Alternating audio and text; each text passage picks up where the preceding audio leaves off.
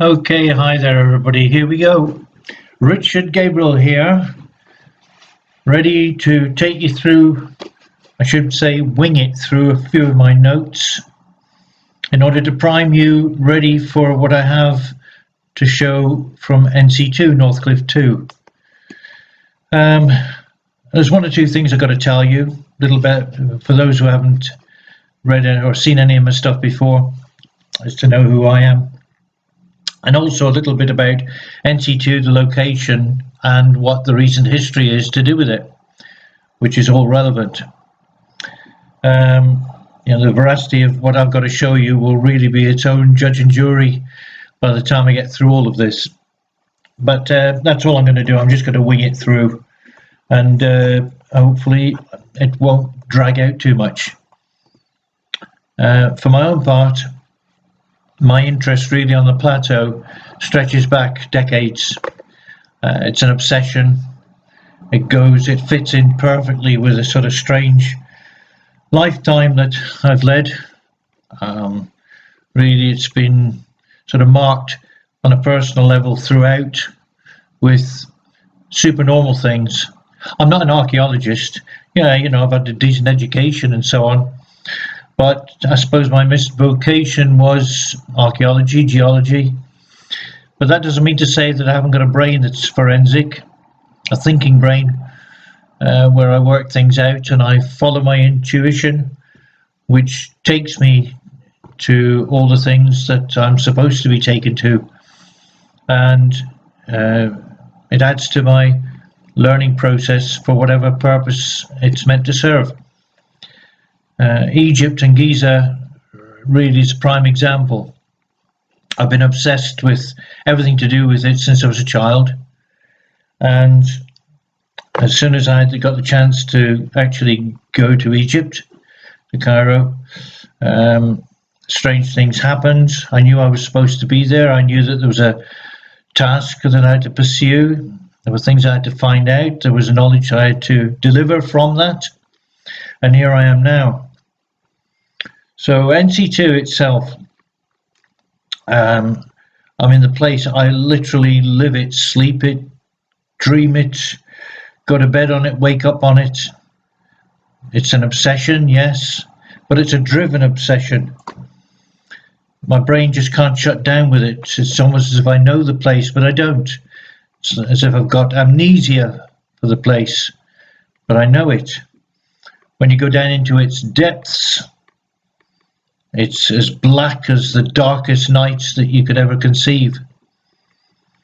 There's an energy down there that increases the deeper you go. I know that's part of the fact that I'm sure that it's protected it. It's kept locals away because they're scared of the place. But the energy change as you go down in there is palatable. I really mean that. And I feel that, as with elsewhere on the plateau, that those energy changes aren't accidental. They do relate to technologies that have been used underground in the past. In my own feeling, connected with crystal energies, but which can be extremely harmful to someone if they don't carry a plus-minus tolerance of vibration within themselves. I know of others who've fallen ill going down into certain places. So it's a real phenomenon. But I have to tell you that down underground in Giza, here at NC2 and other places, I feel quite at home. It sounds a little bit weird, but I can only tell you as it is. I feel very comfortable there. I feel presence. I've felt presence many times, but on one particular occasion, which I'll probably come to in description, I actually believe someone was actually manifest down there with me. But when you're down there on your own, if you couldn't sustain the vibration of the place, you wouldn't survive. You wouldn't survive two seconds down there.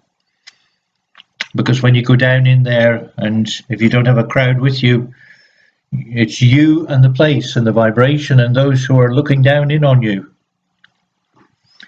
So let's go into a bit of detail about NC2 so we can get on to the nitty-gritty, the grit of it all. NC2 stands for North Cliff 2. It's a designation it was given by the archaeologists. And it's situated north side of the Great Pyramid. It's sort of off to the side, more in line with the north side of Kefren, the Middle Pyramid. And it's very close to what was the site for the Harvard University, the buildings there that were home to George Reisner for 40 years from 1902.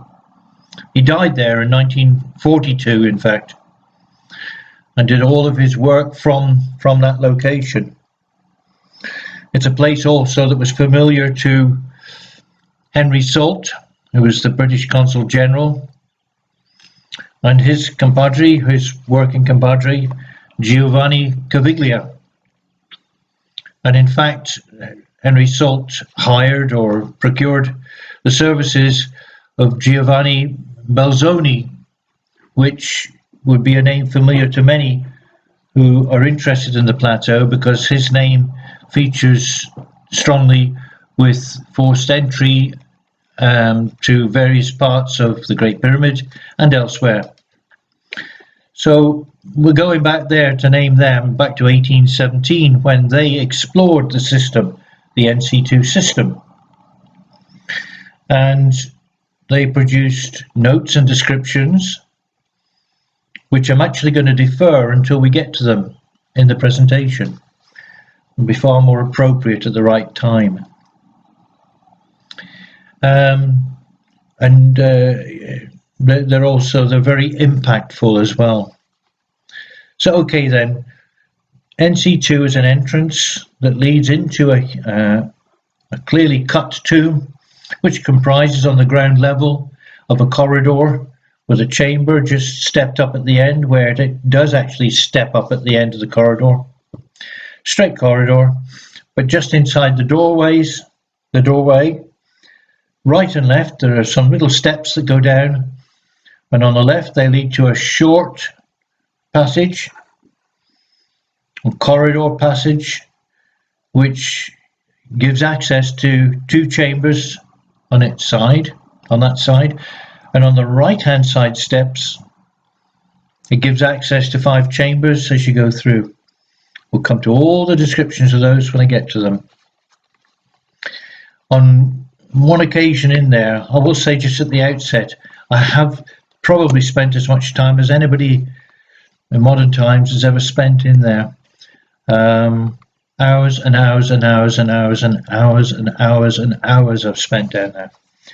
And on one occasion I went inside with one purpose, with laser level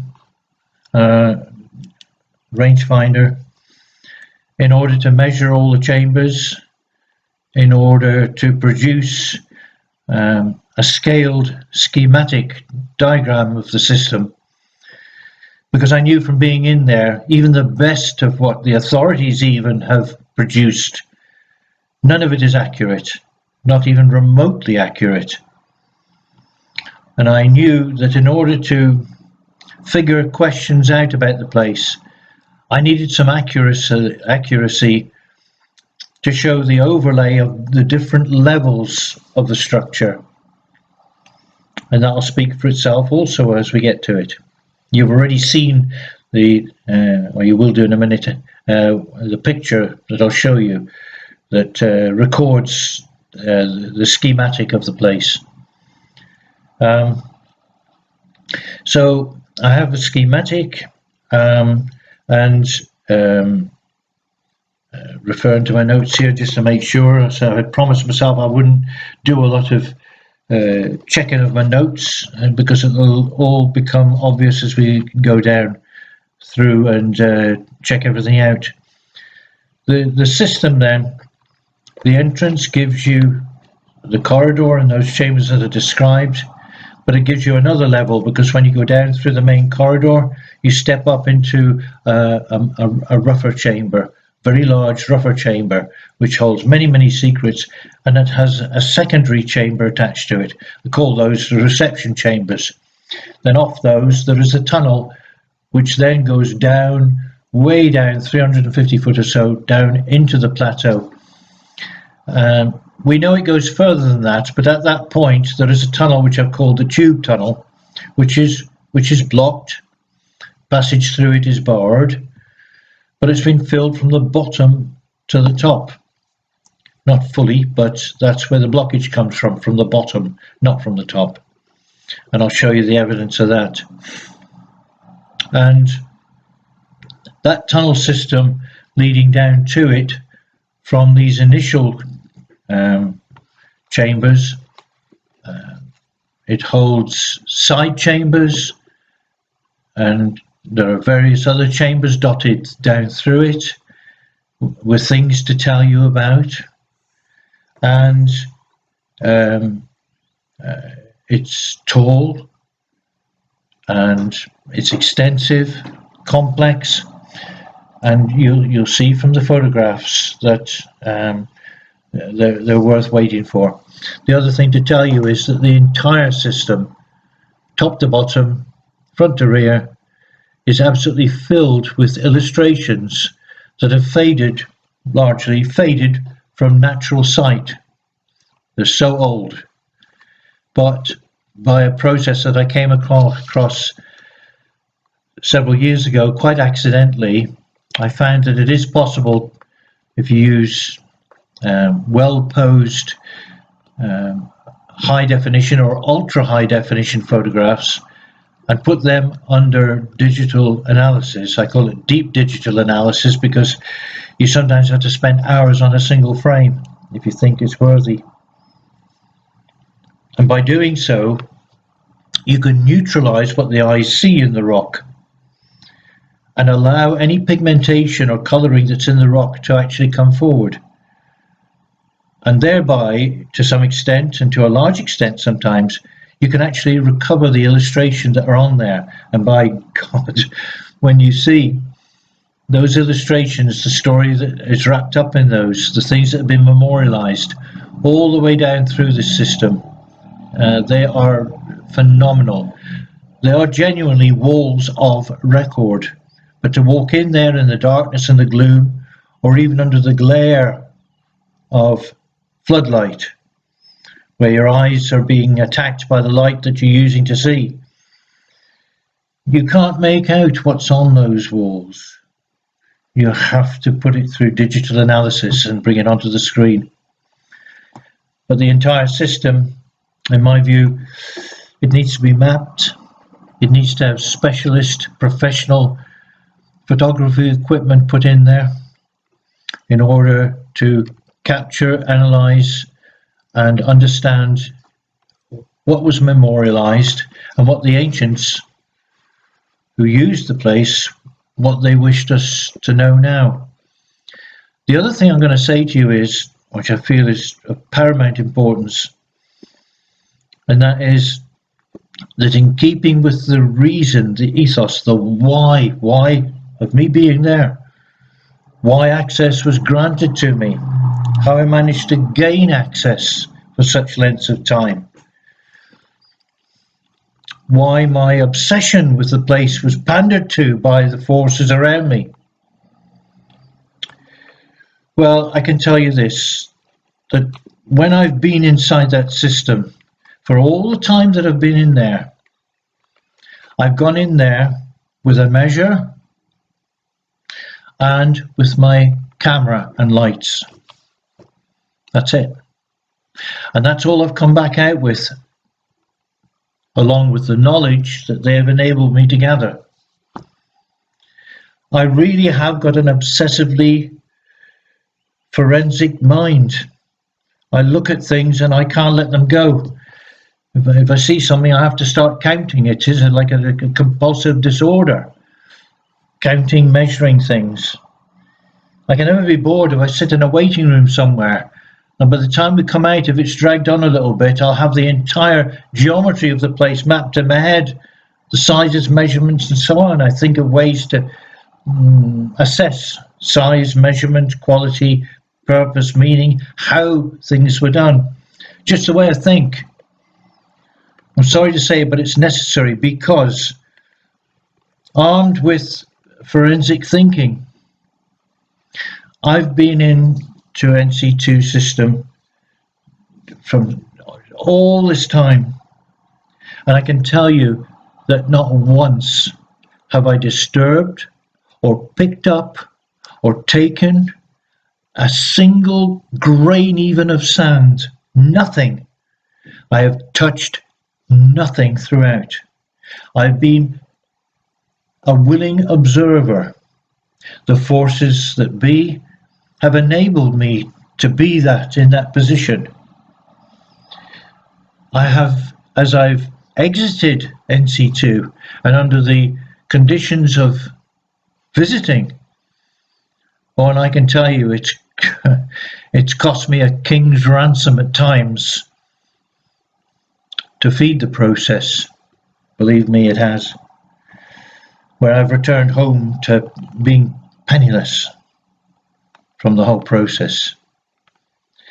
But on more than 2 occasions, I've actually slightly short of having had to undergo a strip search, where I was searched before and meticulously afterwards to ensure that what I'm saying was true, even by people who knew me, and there was trust there. And I acceded to it because I wanted it to be absolutely perfect to what I say. It was a matter of honor, a matter of spirit. There were higher reasons in my mind as to why I had to use the time that I had in there for particular reasons in the gathering of knowledge to pass on to others. So with those provisos, I ultimately did visit the system substantially, and I was able to come out of there with much more than I went in. In modern days, following the times back in the 1800s through to Reisner in 1942, in modern times, I've got to make a couple of comments, because when you actually go up into the reception chambers that lead down underground, the doorway is a bit strange there, because it's an opening that has been bricked up. Not with any of the materials you'd find in the caves, but with pobbles. If you don't know what type of stone a pobble is, then please look it up.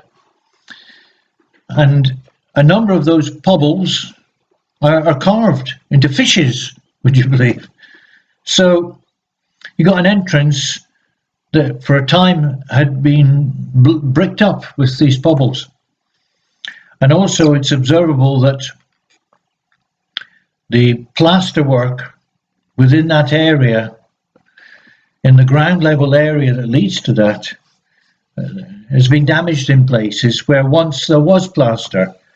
And conceivably this entranceway was bricked up with these pobbles and had plaster disguising it. So to me, it's not inconceivable that prior to the time of Reisner, I think it's entirely possible that for a very long period, it was blocked off, disguised,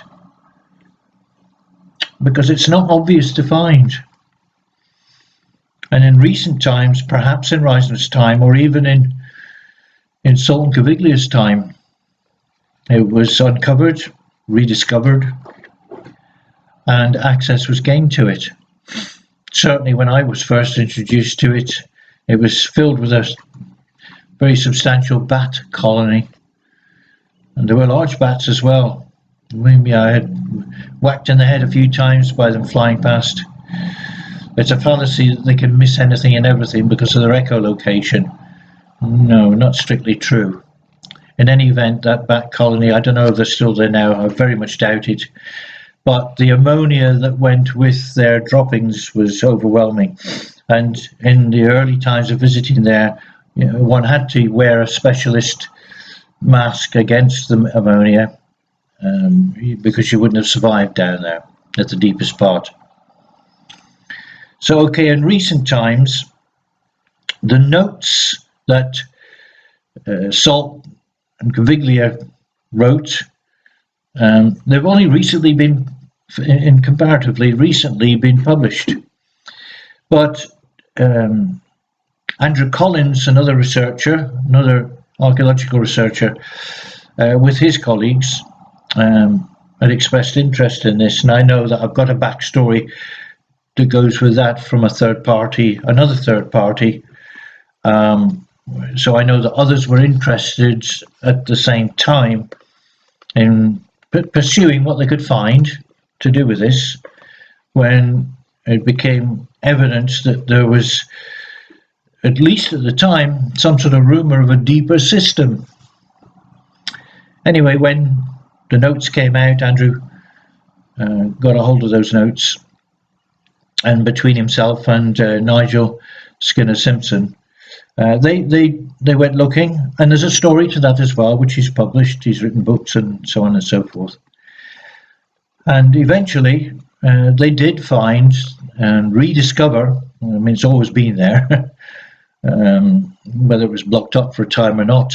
But they rediscovered the opening at the end of the ground level part of NC2, and went in there, and they managed to get down to the blockage part, what I call the tube tunnel, and did some photographic recording, as I did. I will say that in order to film in there, you really do need to have with you what I call a daylight sun, which is a giant LED spotlight that literally lights up every crack and crevice in there to chase the darkness away in order to be able to film properly. So they didn't, and neither have I been able to make that. That was really on my agenda, but circumstances really intervened at home, work, domestic, health. I've had heart surgery, so there's been various things happen that prevented it going to that stage.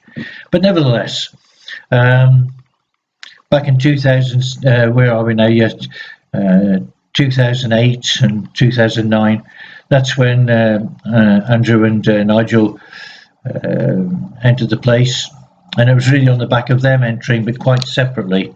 I know they got the idea at the time that I sort of piggybacked to find that place, and really it just didn't happen that way. And I'm sorry that was the impression that they got, but I found it directed to it as coincidental, but that's the weird thing of the way things work with me. And when I'm with my partner colleague Judith, weird things happen, and that was the way it happened that day. It was the last day that we were there after a long trip where all manner of things had happened to us, and it was just on a whim. We went in the general direction where we had an idea where it was, not the specific point. It's been written, I know. I've checked all my notes actually and found that it has actually been written. Why would we go looking for somewhere that we purportedly knew exactly where it was through Bill Brown's calculations? Well, from Bill, he had a whole bevy of hotspots, which we've been sort of ticking off and giving him information on places that we'd visited that coincided with places he was looking at. And he had NC2 on his list of places, so he generally knew it was the back end of the plateau, the back end of the Great Pyramids. We didn't know specifically in the ground, as has been implied. It's nonsense. We just went out there in the general direction, but our general direction, psychologically, we followed the sand path, whatever the hell, I don't know, but we ended up there. There's two entrances. Is this it? It must be. We had nothing more to go on than that. I said, well, before anybody comes and sort of hauls us off, I've got to go and have a look. Just we're here now. I'll go and have a look. Went down inside and I recognised, straight away. Yeah, even though it was sort of built up with sand, choked right up high with sand and into the chambers in there. I did a quick zip down through and back out. My hairs were standing on end. I'd say rarely have I felt something like that, but that's not true. There's special occasions when something hits me like that. It's happened inside the Great Pyramid. It's happened elsewhere on the plateau, but in particular here, almost sort of carrying you off your feet because the scale of vibration is just like live electricity being passed through you. I can't really do justice to it better than that. So that was my introduction to the place, and I think history records everything went off course a little bit because sadly, I do say sadly because I wouldn't have wished it with anybody.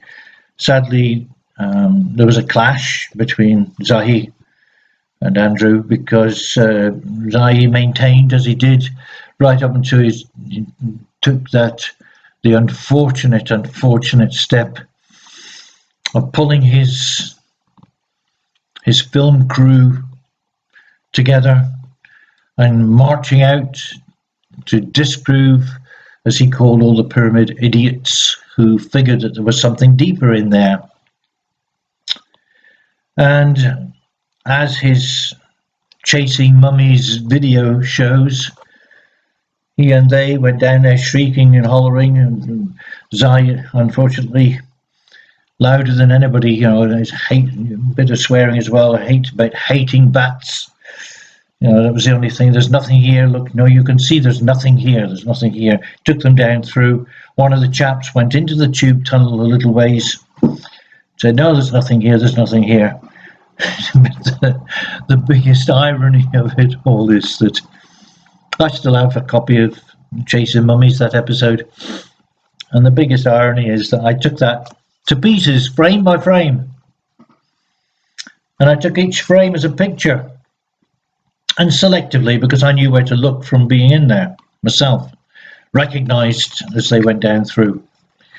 And I took a few frames where I wanted to catch Zahi, which I did, in the frame, where I knew that I'd found something on the rock behind him. He couldn't see with the naked eye. So, I'd take odd frames, I put them through the analysis, and there it would show, the colour and everything would be distorted to look at Zahi. But there clearly behind him would be an animal or figure or something on the rock. And he is charging down through this and there's nothing here, there's nothing here. And I thought, you just got to freeze frame, Zahi, because right behind you on the rock, there is this, there is that, there is that, there is that, all the way down through. I thought that was quite ironic, and it sort of tickled me a little bit, even though there was, I had no desire or joy to make something public of it all. I'm just saying that as from the point of view of the authorities, it is dismissed. It is treated with disrespect. So my ways of getting into this thing, I'm not really going to go into the detail of that. I think it suffices to balance against the two. I am saying to you all, I touched nothing. I observed everything. I measured where I was able to. And I was able to draw conclusions from those observations. I am not an academic archaeologist, but I would argue passionately that that doesn't preclude me from having a brain that I can use and that I can apply to archaeology. The approach is what matters, not necessarily the learning. The learning I can get from books and take notes if I am dedicated enough to do it. So I'm saying that I'm able to go in there potentially with the equal standing of someone who has been a bookworm, and has got a photographic memory to be good at exams, but who hasn't got a bloody clue. Like Zahi, there is nothing here. There is nothing to see. Well, I tell you this, folks, what I'm going to show you shortly will prove to you, to Zahi and the rest of the world, that NC2 and the system that it goes down to and stops at before it goes further, that is a national treasure. It is a world treasure. And if it were recognized, if it was half recognized for what it has to offer, to give, including the Ogam script inside it. Incidentally, yes, so I might as well touch on that, because I worked with Professor Catherine Okolonu, who unfortunately is deceased under circumstances that raise questions to a lot of people. But she was the world expert in Ogam, ancient Ogam script, in particular for the translations in her part of Nigeria, Leja in Nigeria. She was working with us. I sent Ogam script to her that I'd found within NC2, and she was translating for me. I have never published what she sent to me before she died. But during the course of this presentation, you're all going to learn exactly what she held for the place and what she discovered from her translations. And you know, I've quoted Ogam's script, and it's said that Ogam originated through the Irish connection. But there are others who say and argue that no, Ogam goes back many thousands of years earlier than that. And just recently, in fact, I got a note in front of my here.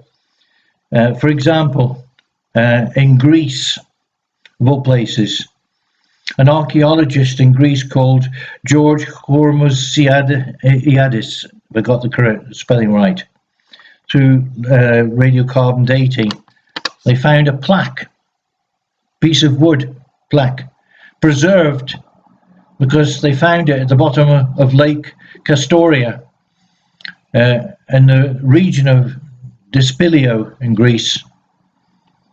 And they found that this is a Neolithic tablet from over 7,000 years ago. They haven't been able to fully translate it yet, but it does look as though it has figuring on it that at a glance could and would be recognized as Ogam script. Food for thought. So I'm going to share those translations that I have. We were desperately saddened and sorry that at that stage Catherine had grabbed at this material that I was sending her and grabbed at what it was saying. And we would have been working with her continuously into all the other translations that were waiting to be translated. But nonetheless, what she did give us is significant, and we'll come to that as well. So, okay then, the rest of the speculations, that's what they are. They'll have to wait till later, because legend has it that Giza is going to be found to be a place like Cappadocia, Derinkuyu, or Naurs in France, or how is it pronounced, Orvieto in Italy, and in the Yucatan, of course, which is now covered with water. That in these places, and undoubtedly others in the world, there are landlocked, air-locked cities below ground, capable of housing tens of thousands of people.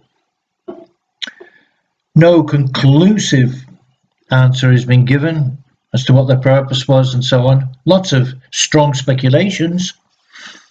But the rumor also is that Giza actually conceals some form of locked city below ground.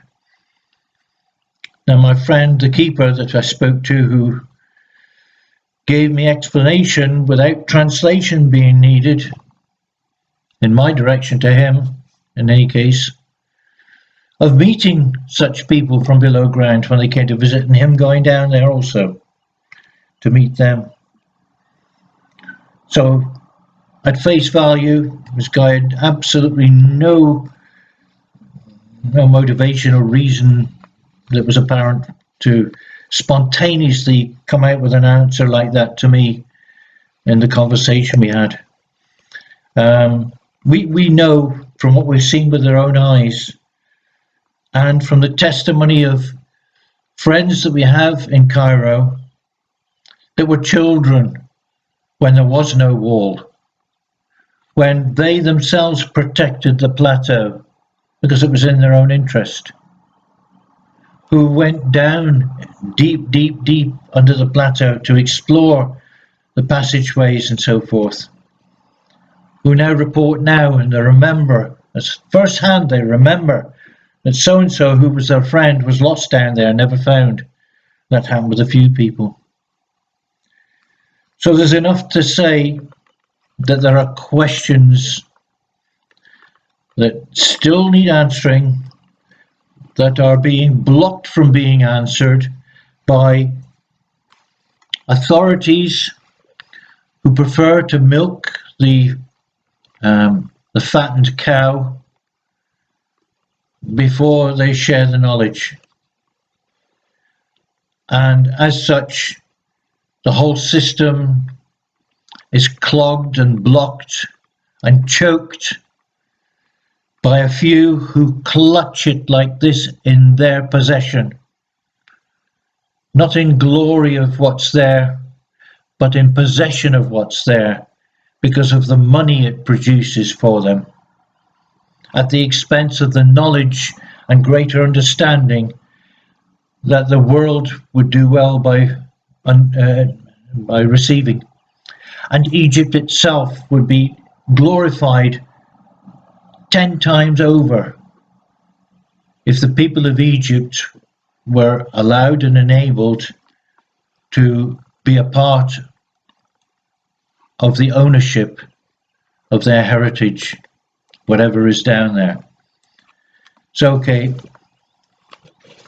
as I've said so many times before, unfortunately, if I start talking, then it's like pressing the go button and just stand back. And I've said too much already.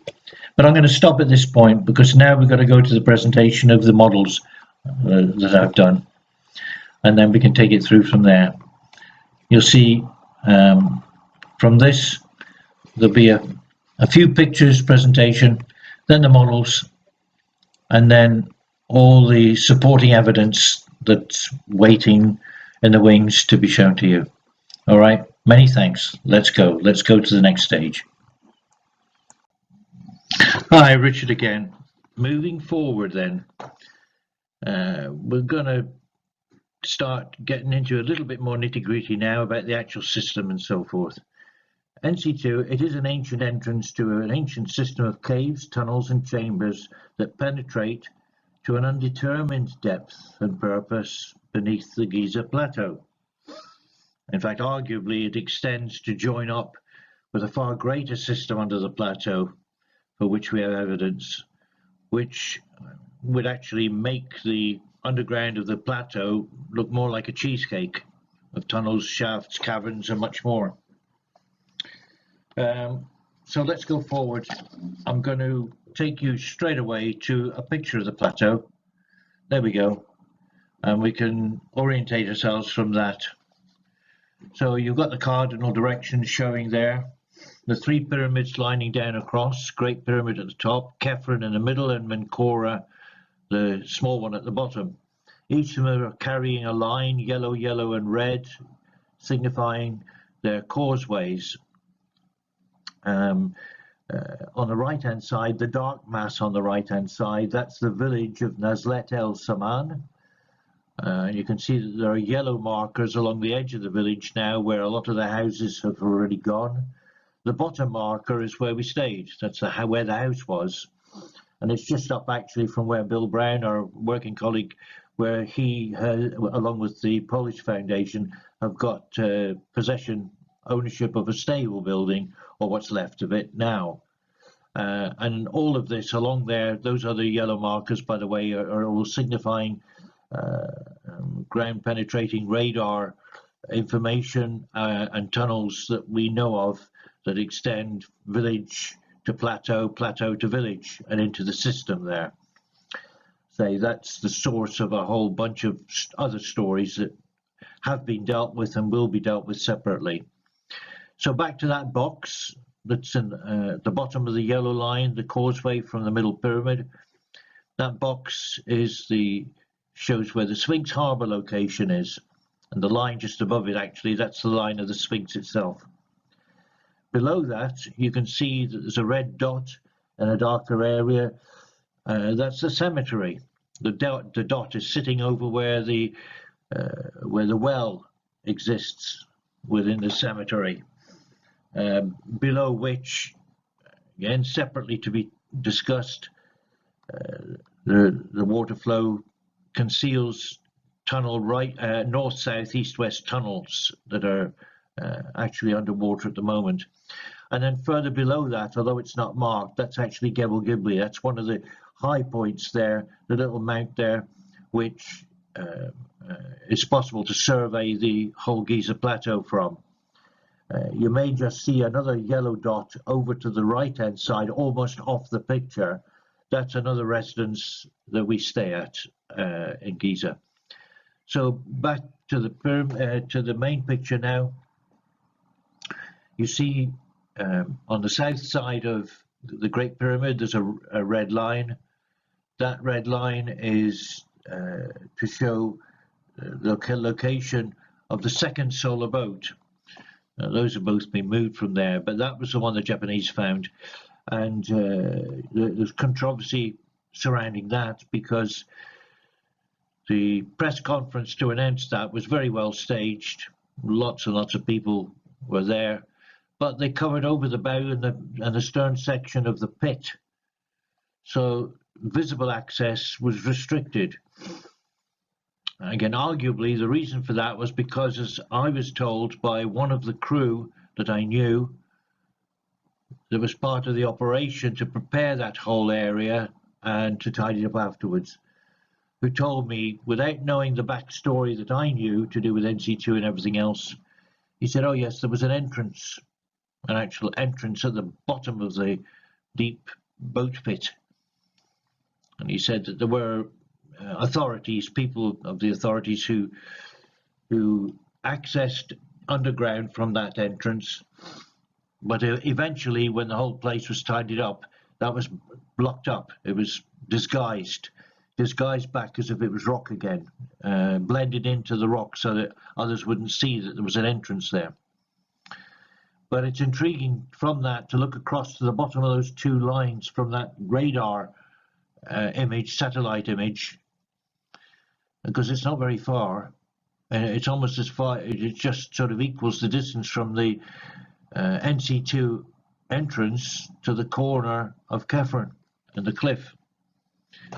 So, you know, we can speculate the connection there underground, can't we? Let's go to the next picture. There it is a bit closer now. Seen from a different perspective, exactly the same thing.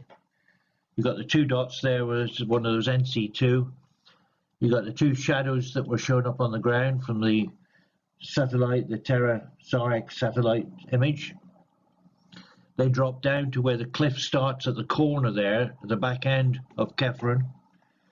And if I go now, it'll show you, the next one actually shows you the corner there, the cliff, where it drops down, and the picture is taken with Kefren just over to the left-hand side. But we're looking across there, and you can see that that entrance is blocked up with big stones, boulders. And I figured it was too much of a coincidence to think that surely that entrance, in some way, there's a connection to the tunneling that reaches out to it, shown in the satellite pictures. I went over there to try and photograph through those blocks, and I was able to get one or two photographs as far as the lens was enabled. I'd have loved to have moved one or two blocks, but even the interest that I showed in there, it brought the strongest response I've ever had from guards before. They literally came running across aggressively. They wanted no one to show interest in that corner. Me wonders why they were so aggressive.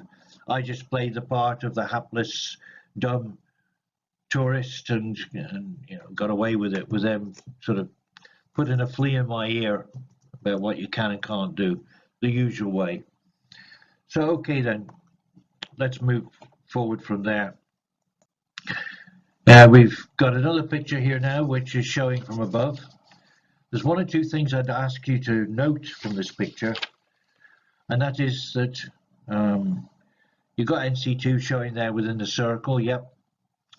But where the writing is, where it says Sky View location of the North Cliff NC2 entrance to the underground, just below that is what was, they had a helipad there. I believe that's removed now for the road construction that's gone up through as part of the restoration project. But bottom right hand corner of this photograph, that is the actual Harvard, the old Harvard University building. Now that's the building that George Reisner occupied from 1902 for 40 years. In fact, he died there in 1942. And the archaeologists on the plateau worked from that location. Because as you see it there now, years later, it's run down. It's still maintenance and other work. We've stayed in there, actually. We used the balconies there for photographing. That's a story in its own, and it goes back a long time, but nevertheless, we're familiar with the place. But I want you to take it in, because since then, you see, the restaurant has been built, sort of occupying partly that, but also encroaching towards a line with NC2. Actually, one of the visits up there, I was speaking with Mark Lehner. I bumped into him on the Great Pyramid Causeway, and we were chatting about things, and I happened to mention, I said, I'd got cause for concern. I said, where they built the restaurant above the NC2 complex, I said that the foundations of that would do damage to the system. And he expressed identical concerns. He said he raised them at the time, but he said that the restaurant took precedence and his concerns were ignored. So that's the backstory. Now I'm going to switch to the photograph now that will show you what's happened since, what the restaurant looks like, what the footprint of the restaurant looks like, and it'll show you where the new road goes up through, where the helipad no longer is there, where it is in relation to NC2 entrance, and how I feared that there might be interference. Here we go. Click. Can you see now? Down to the right-hand side, lower right-hand side, there's the NC2 entrance. And look at that, just up above on the flattened higher ground, there's the one side of the huge restaurant complex feeding onto the road and the parking and everything, where cars are now directed not so much from left to right, but from right to left, because that extends out now to the newly constructed Disney entrance at the back end of the plateau. Of course, that took precedence over everything. And there's poor old NC2, and thank goodness that the line of NC2 underground pulls away to the left rather than goes forward straight all the way, because for sure the work done on those foundations would have harmed the system beneath it, priceless system beneath it.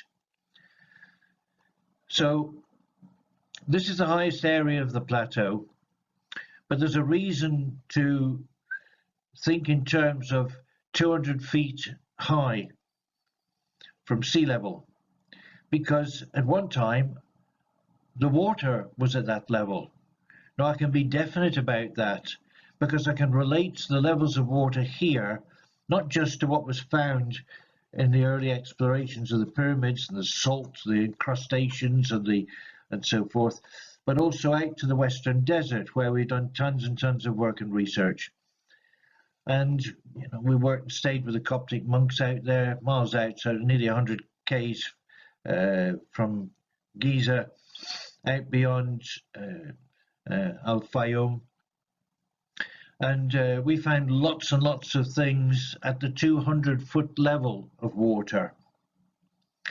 They're all a separate story, but we found tons of solid, tangible evidence of the water level being that high. But if I click now to the next picture, you got the view there. X marks the spot of the NC2 entrance. This is signifying in blue what roughly 200 feet high of water level would be. It's lapping at the base of the pyramids. And at the backside of the plateau, it's coming up to the NC2 entrance. Now within NC2, there is absolutely indisputable evidence of water surge, water flow, of water erosion. Now for that to happen, the water would have had to have been at least tidally reaching that height and flowing down through. Where the pyramids are and below is actually lower. Where the NC2 entrance is, that's the highest part of the plateau. So water would have been flowing down through there. And this sort of gives a better visual indication of how that would be. We know, for example, also that within the plateau, that fissures have been measured.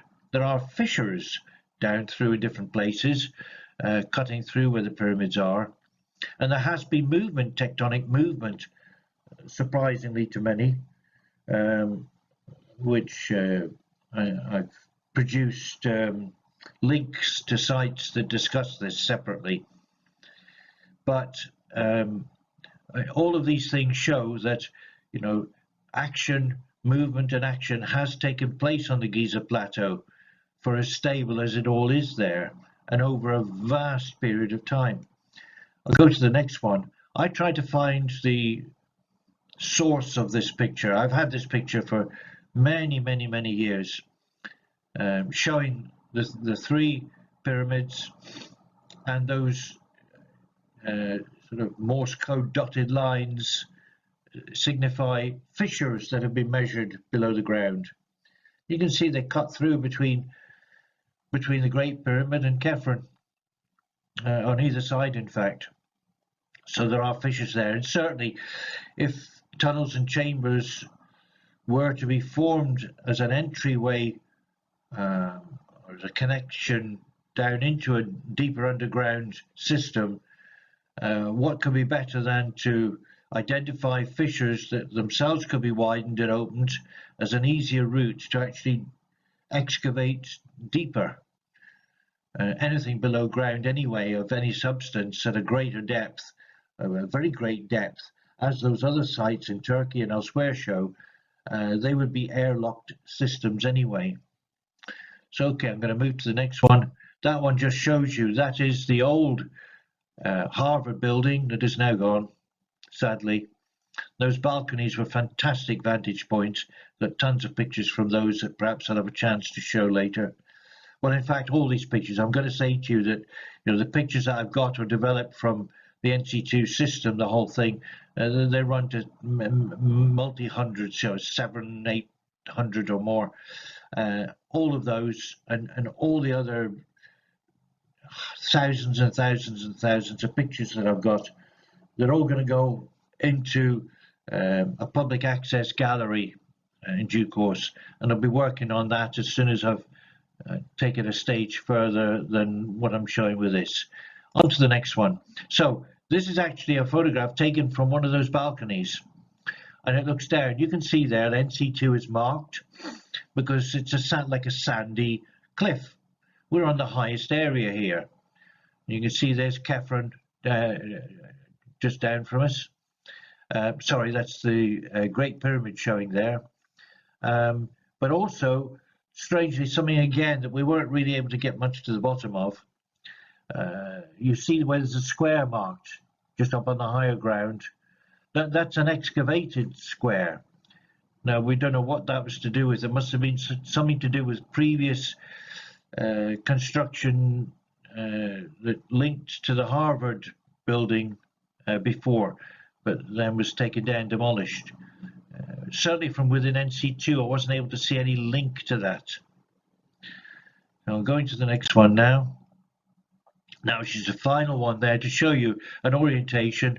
Right-hand side, Harvard building. There in the center, the darker square, is the NC2 entrance. And there's actually NC2 itself now. So it's well windblown and everything.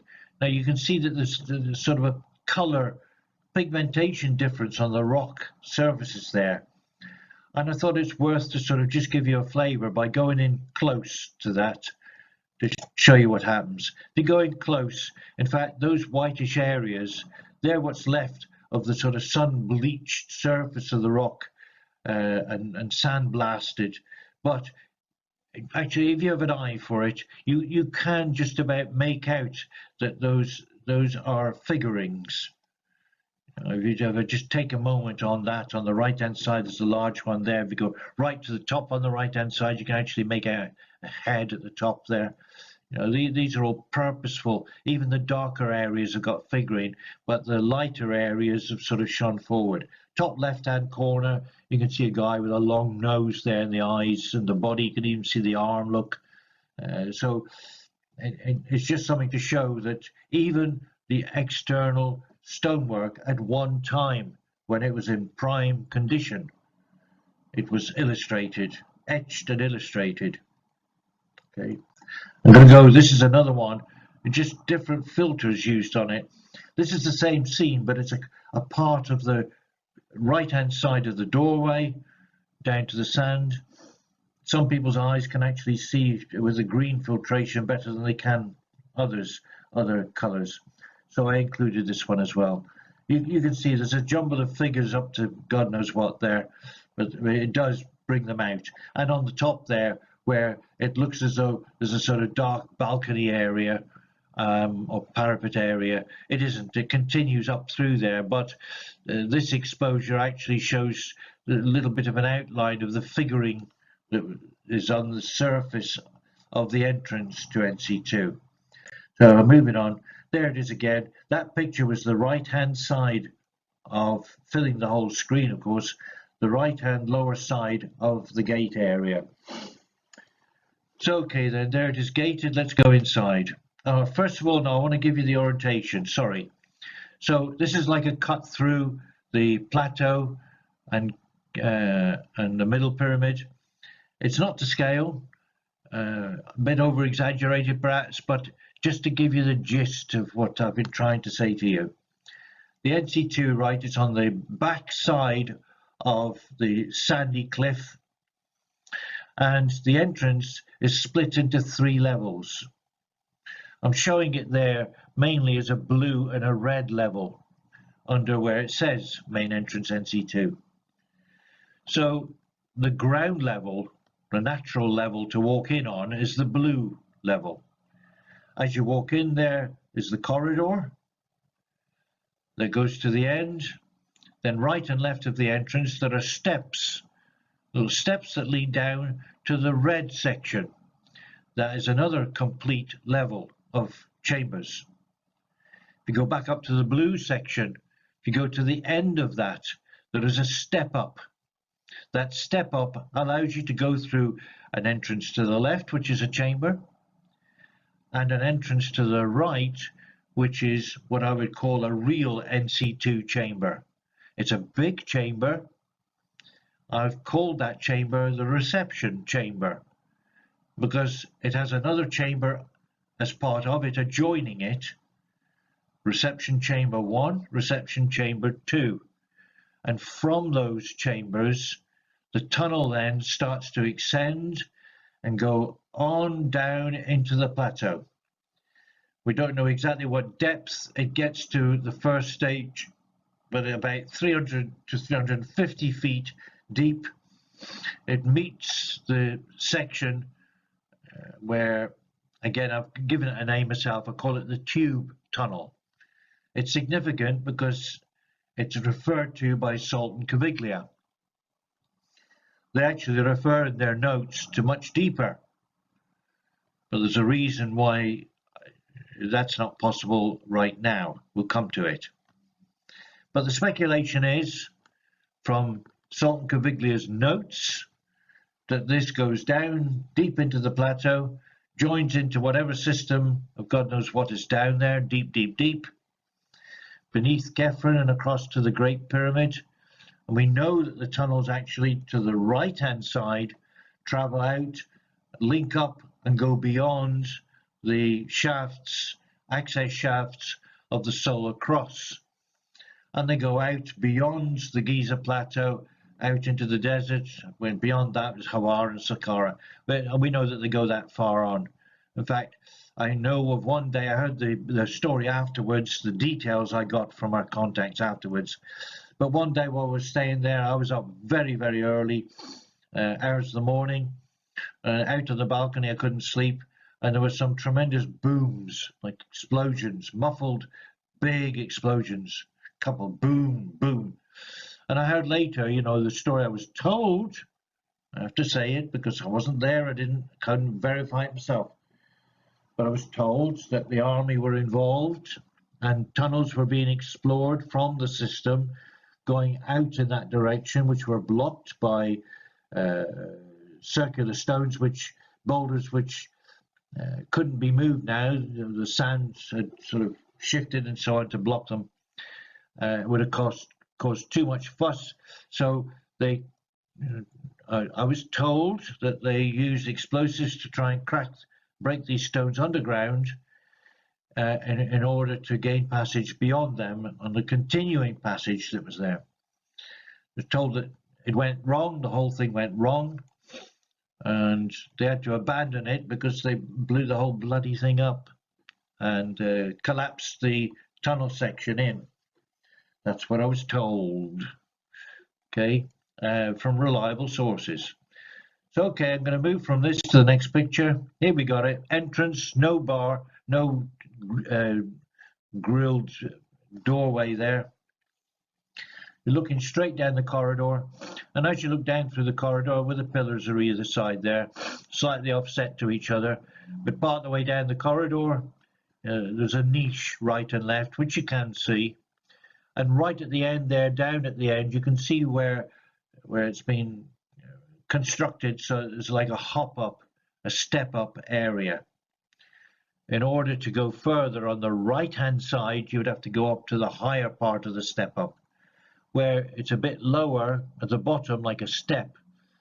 That's the level that you would have to step up to go into the chamber on the left-hand side that belongs to this level part of the system.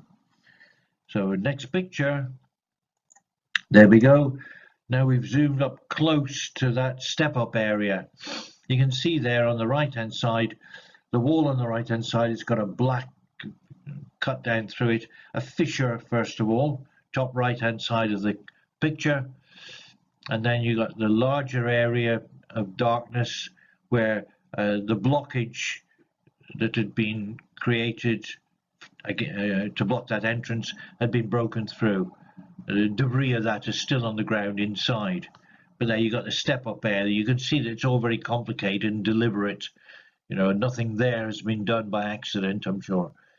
And let's go to the next one. The next one actually, the next picture takes you where that person's head is, identity preserved for obvious reasons, security and so on.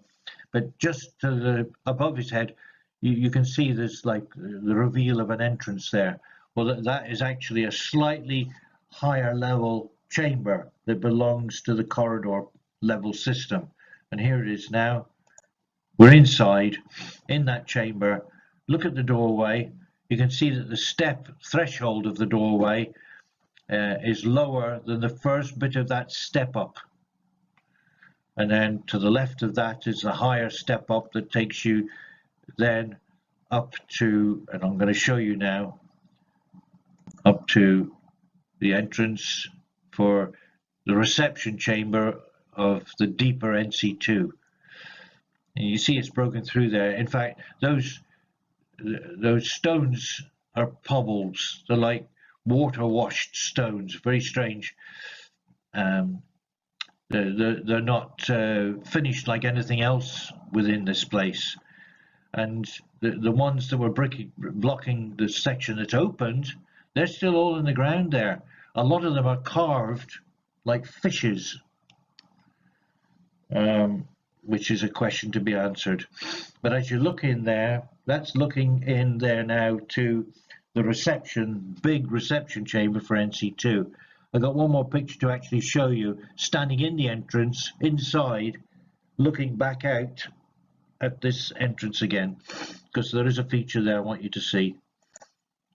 There it is. So we're inside there, looking at that opening, looking out. You can see a bit more detail of the stones that are making up the blockage of that entrance. And there's that big stone, heart-shaped stone to the right.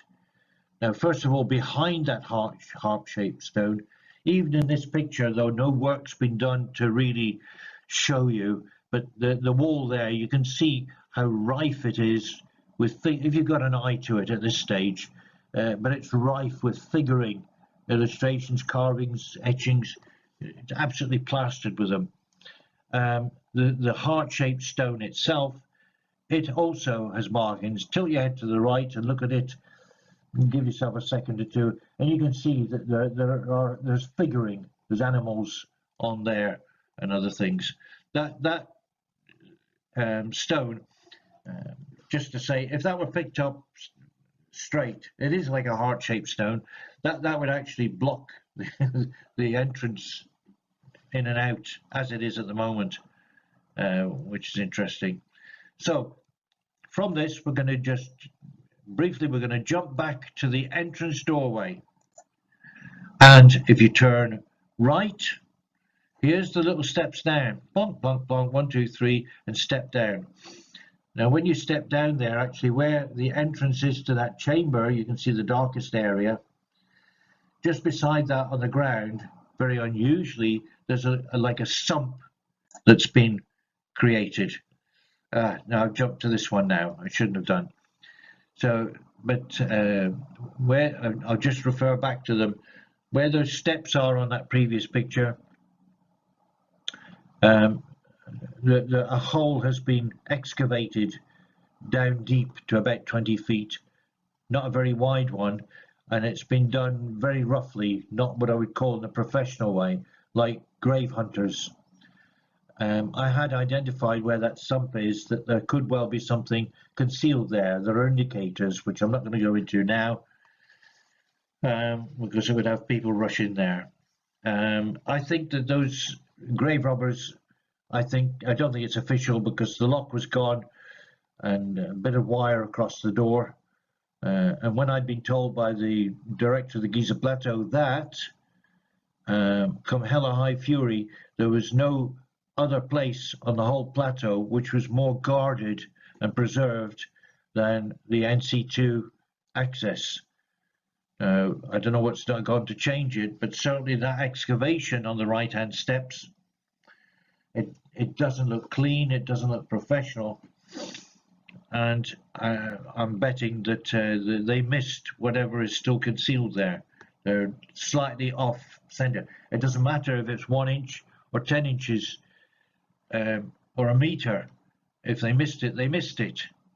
And I'm saying that they probably did, because I've got indicators to say more precisely where something is concealed there. It's just one of lots of different concealments and things that I know about the system.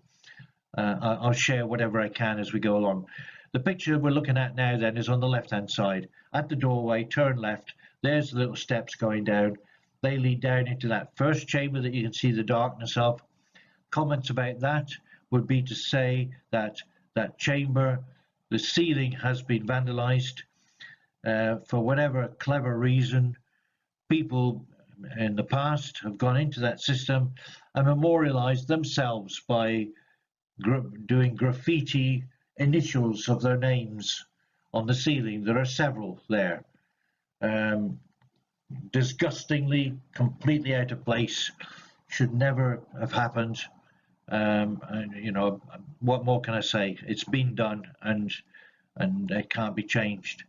So okay then, from this point, we're actually going to jump further into the story. That really is where I'm going to just pause now at this stage, because the next thing you're going to be led into will be an introduction to the models that I've created.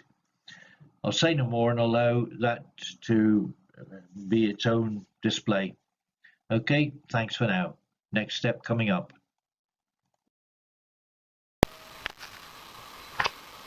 Okay, here we go. Time to look at some models. There on the wall there, I've got my big board there showing the Giza Plateau. If I zoom in, you've got, there is Kefren, Khufu over here, and Menkora up there. And from Kefren, you've got the radio traces on the ground there, showing the shadow of something that's below ground, because those 2 points there, you only need the outside one, is NC2, NC1 and NC2. Okay, so if you were to take a square slice of the ground there and cut that away, brought it out, then what you would have would be 3 layers.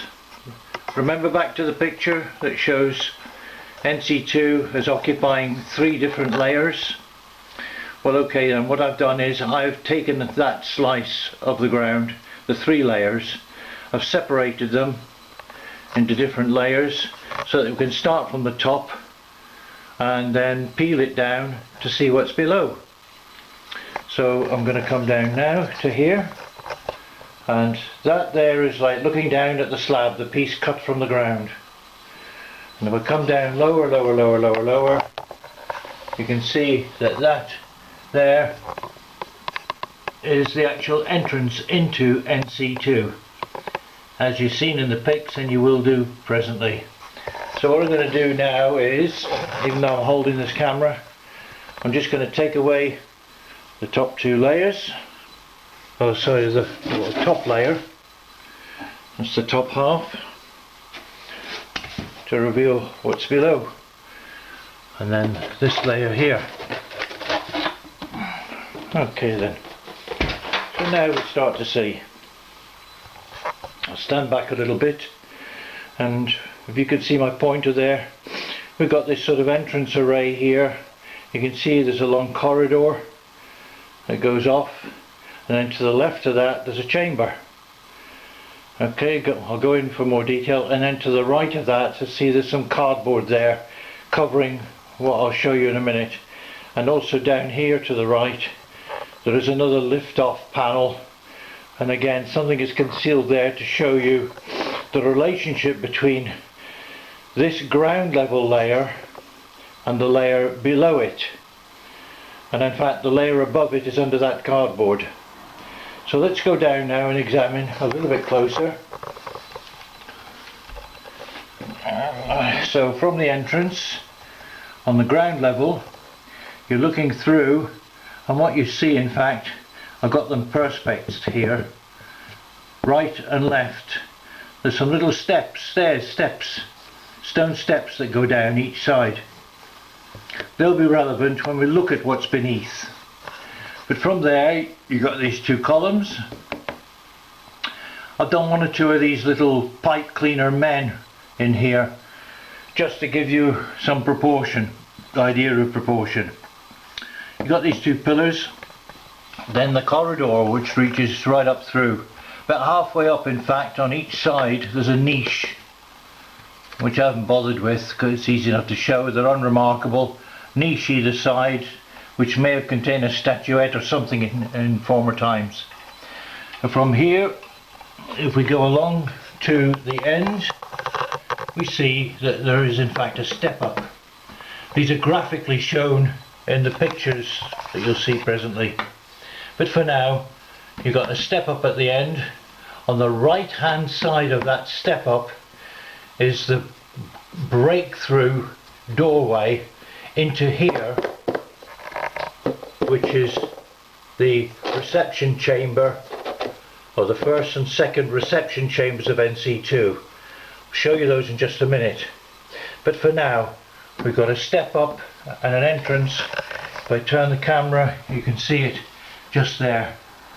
Okay, and on the other side, we've got this chamber here, which isn't on the same level. It's a little bit higher than the corridor here, and predominantly there's a lot of sand in that. Now it's interesting to note where that is in relationship to the chamber below it, which we'll see in a moment, because there's something still to be uncovered there, why it was built this way. So if I go to the side, can you see where the step up is? The entrance into this chamber here is actually, you've got to step up to get into it. As I say, this is higher by a little bit, 12 inches or more, than the corridor itself. So far we've got the main entrance, steps going down either side, a little vestibule there, the corridor with a couple of niches either side, goes up to the step up area here, which is far from featureless as I've shown it here in the model. The doorway that goes into that side, which is a higher chamber than the level of the corridor, and then we've got a passage going into this side here. I'm going to actually go over at the moment to where this lift-off panel is. Now, as I said, beneath that lift-off panel, on the level below this level, there are other chambers. Now those other chambers, they coincide, or a couple of them do, they coincide with this lift-off panel, which I'm going to take off now. Yeah. And what it shows in fact is that there are tunnels leading through the ceiling part into this, and they come down here and they come down there, so that anybody coming through those tunnels would be able to drop down here and there, because there's a chamber here and there's another chamber there, which we'll see presently. So access tunnels through the ceiling. Now it's time to reveal the very, very, very important chambers, which are not smoothly cut, they're what I would call rough cut. So there we go, we can get rid of that. Now I've called these, for the purposes of description, the reception chambers, because out of the corner of this reception chamber there is a tunnel, and that tunnel leads on through and on into the long windy tunnel with chambers and caverns all the way down for another 350 feet until it gets to the tube tunnel. So that's one function. That corner gives access out of these chambers and on down into the plateau. So what can we see? There's another of my little pipe cleaner men in there. You see there's a big broken slab there, another piece there, and there was another one further over here. There, this piece here. When I do that, you can see it directly from above. Okay. Now also there, just there in front of that, I've got to tell you first of all that this reception chamber 1, it's almost like it's split in two, because this part of it is 2-3 feet higher than this part of it, right and left from where we're looking. And it's on the left hand part, the higher part, that these broken bits of slab are there, and where the top part drops to the bottom part, the bedrock has been carved out to form what's essentially like 60s or 50s armchair with a very low back to it. Now I'll come to that in a minute elsewhere to describe what this is all about, but just to mention it here so you can see. Then if I come along here, you can actually see, if I just move these things out of the way that are stopping my feet, you can see that there is a doorway there, another one there with a centre pillar that leads through to this second reception chamber. Now of course the questions are piling up already. You know, the why and wherefore. What was all this about? One chamber with a whole bunch of stuff going on in there. A second chamber, and in that second chamber down that end there are niches tucked away in there that are absolutely covered with illustrations. And down this side here in that chamber, that is where the tunnels break through the ceiling line to drop down into the lower chambers here. So those two are connected up through into the second reception chamber. For what reason? Was it to get from there to there, or to get from there to there? Well, there's more to the story when we look at the next level down, which would be under all this. So hang on to what we got so far. If I pull back, we can recap from the ground level here, the entrance. We go along the corridor, chamber left, slightly higher intermediate height. On the right hand side, first reception chamber with a big broken slab in there, and some work has been done on the bedrock to create an armchair with some peculiarities we come to. From that it leads into a second reception chamber that gives access across the ceiling, the roof of the lower chamber, down into this area of the chambers underneath. So from there, let's imagine now that we're going to take this whole square and going to lift it out of the way to see what this conceals below. I'm going to mention to you before we go to it that the patterning of how this is all laid out on this, I transferred that with orange lines onto the next one so that you don't get confused. When we look at the next level, sure, it's showing all the chambers and everything that's in there, but it's also showing lines which are the outlines of all of these, because it's important to know how the two interact, where these are situated in relation to and in conjunction with the chambers on the next level. So let's go for it.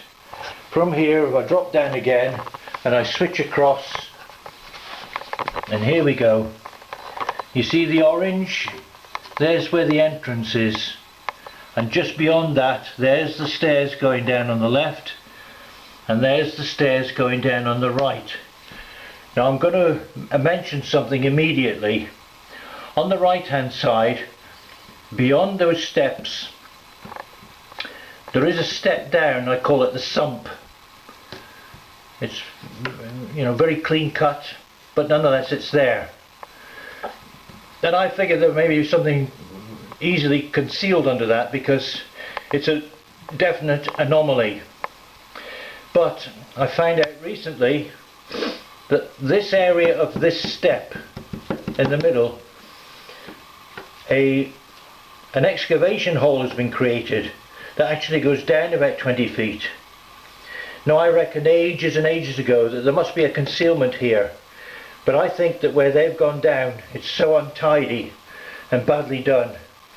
I can't imagine that it's an official excavation, and I think whatever they were after, or whatever may have been concealed there, that they've missed it. So okay then, from here let's go over to that side first and check it out. We got the steps going down, and if I pull back, can you see that the steps go down here, leading to one chamber and another chamber, two chambers. Okay, This chamber, if I go down like this, you can see the entrance into it. The entrance, actually, on most of these you have to step down when you go through the entrance, because the floor is lower than what the entrance allows you to go to.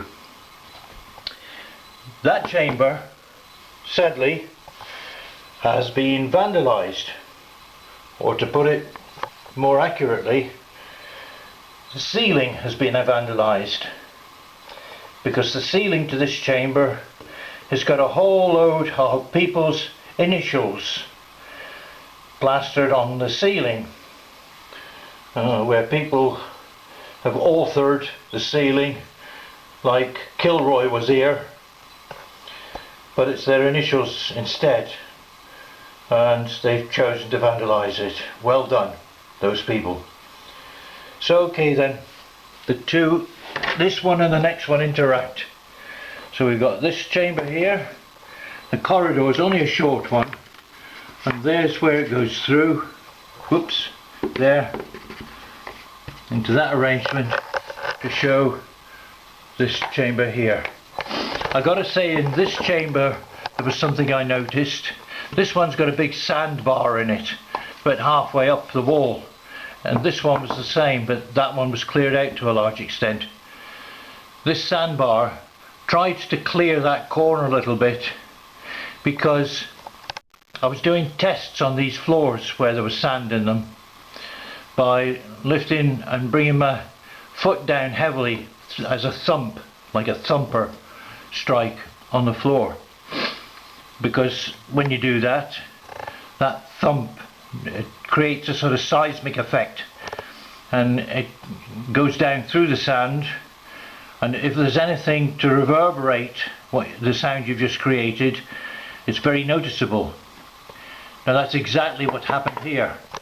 I tried to clear the sand in the corner, but there was just too much in the time and what I was doing on that trip. But what I did find was that beneath this chamber you stamp your foot hard and you get a huge reverberating boom. Now that told me that beneath that chamber, beneath the sand, I would put my odds of money to the fact that the floor conceals a shaft, and the fact of there being a lot of sand in there allows you to hear it. I think that you wouldn't hear it the same way if you were stamping on huge stone slabs. The sand allows that to happen, that effect to happen. So that's another little thing, a notch that I've put in my notebook, that chamber quite possibly has a concealed shaft entrance. So okay then, I'm going to jump from there over to the other side. In fact, I'm just going to have a look at this little sketch that I used for all of this originally. You can see where it's showing where we've been. There's the original corridor with a step up chamber. We've now come into the next level, the first and the second chambers there. Now we're going to the steps the other side, and if you look you can see that there's 1, 2, 3, 4, 5 and 6. That one kicks that way ahead of that one. Now if you look there, can you see how it goes underneath the blue one? The one that I said to keep an eye on. Over there, the big one. The floor must be thin between the two of them, and I'm saying that potentially there's a relationship between them for them to be built that way.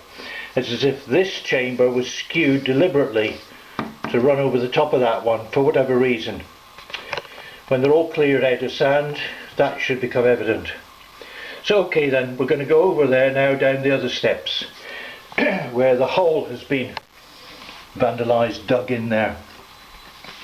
First chamber on the right, you see the circular dome there, but what in fact has happened, the ceiling has got a dome shaped hollow in it, and in fact it looks as though that beautifully circular lump has just collapsed, fallen out of the ceiling, although I did observe that there are illustrations around the rim of it. So I don't know to what stage that would have happened, after this chamber had been created. One thing to mention here is that, no, it's on the next door one, I'll mention it in a moment. A lot of sand in there still, debris. If we go to the other side, this is an interesting little chamber here, because this chamber has got a window and it's got the door next to it. If I pull back a little bit, you see it's not a vast huge chamber, but the illustrations in this chamber are just phenomenal.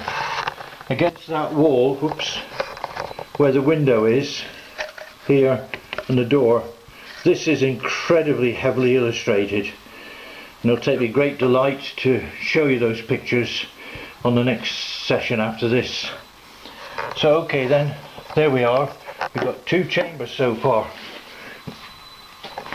And let's move across now. Now, have a look at the corridor. Look, the corridor goes down and then it kinks to the right. Ain't that something? It's a long corridor and it's deliberately kinked to the right. Do you think that they kinked it to the right just because they wanted to squeeze another chamber in here? This odd shaped one? I don't know, it just didn't work for me. I needed to know why. Well, I think I found out. We'll come to it in a sec. Let's go back and finish off with these. We've got this chamber here, which in fact is about 30 foot in length. Hell of a size. This chamber and the next 2 all had sleeper walls across them. Those were gone, robbed out, but this one, the wall is still there, collapsed on the ground. The reason being, my first visits into NC2 record the fact that at the back there was one and perhaps even a double sarcophagus. I've tried to illustrate it there with a little model. That would have been concealed behind the wall.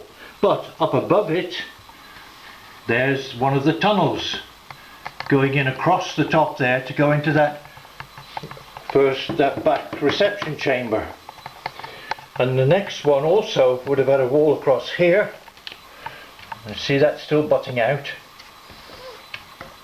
And there is actually a window there where you can peer through from one side to the other. This one's a bit of a lower chamber, but also it has the second access to the ceiling tunnel joining up to the second reception chamber. Then we have this little chamber here. Again, something would have been concealed behind the wall at the end of it. So let's try and make some sense here. Now what I've done on this model, you can see the orange. There's the step up at the end of the corridor here, going back to it. Okay, we've got the reception and this chamber shown in the orange here and shown there, and there's the second reception chamber at the side of it. But we have this curved corridor. Now if you look right above that is the first reception chamber, and the joined up pieces of broken slab, they form what I call an altar slab, ALTER slab, because out of the bedrock there's sort of protrusions like trestles have been raised, which that slab could sit on. And then in front of that, where the throne is constructed, built out of the bedrock, what you find is that a person sitting on that throne, their feet would be over the top of where this tunnel reaches that step up part. Now what can we observe from all of this? Well, one peculiarity that I found, and you'll see the picture, is that when they were creating their illustrations on the walls, they had this incredible ability to paint them in such a way as to make them appear as if they were three-dimensional.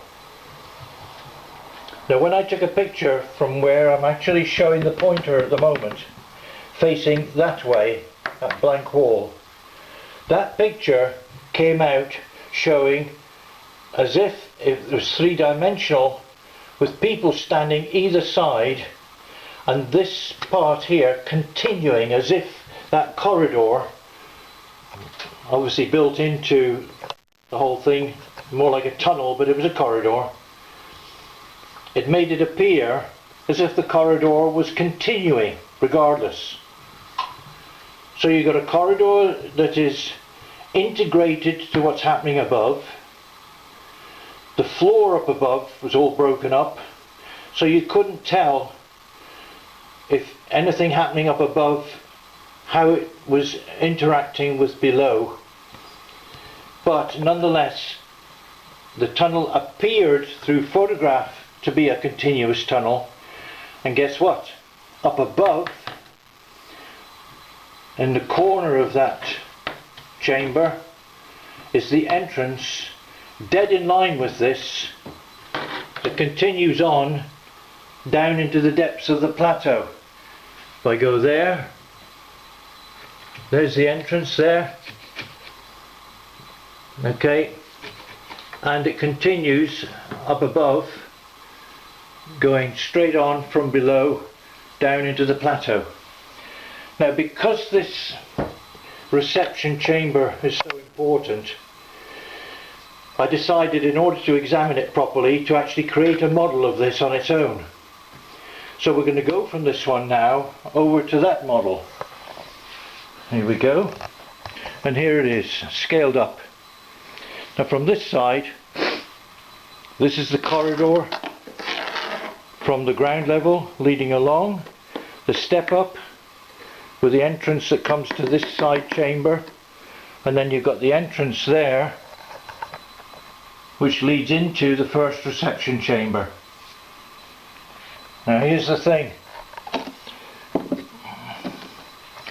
if I come up into the reception chamber, in this one I've repaired the slab, and I've placed the slab on the trestles. Can you see the trestle there and the trestle here? So the slab would have been resting like this, all primed for ceremony. And all around the outside of that altar slab there are snakes and other creatures painted, entwining around it. And although it's more faded, top and bottom were also illustrated.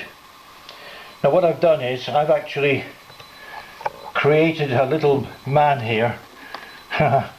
I'm just going to get, I'm going to take you with me in order to grab, I've got my flashlight here somewhere. I can't find it. Damn. Okay. I was going to shine it on there so you could see a little bit better. If I pull it forward, you can see behind it. If I take the slab away, you can see what this was hiding. Because in between the two trestles, the rock has been hollowed out into a bowl shape.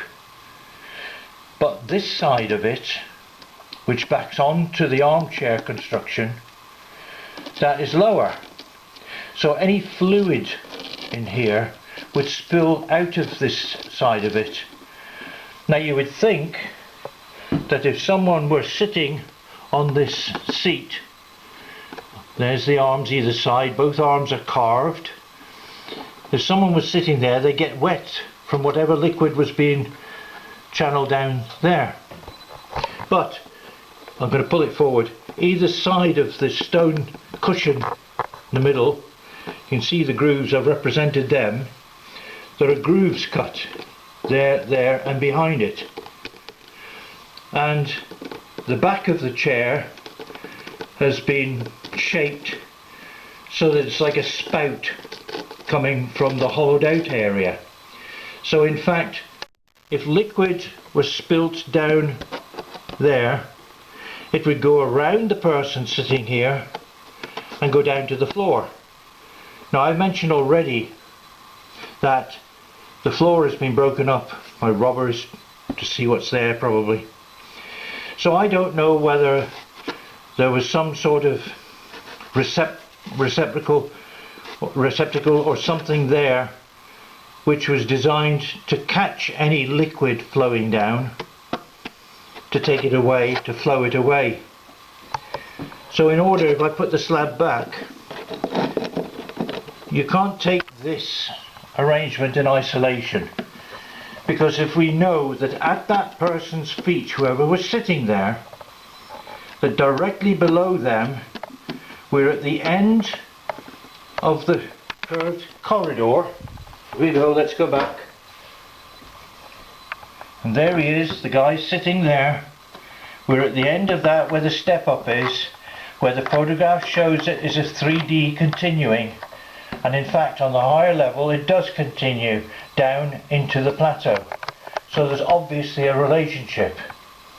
Now if we go back to the big picture again, the other thing that intrigued me was that in the second reception chamber there are alcoves there, and I mentioned before, heavily illustrated here with faces. And in fact, the first person that I accidentally analysed from the photograph, I took from one of the surfaces in the back alcoves here. So again, there seems it's purposeful here, that's what I'm trying to say. And of course at this end you have the tunnel going through to join up across the ceiling down into the lower chambers. So what do we want to look at from here?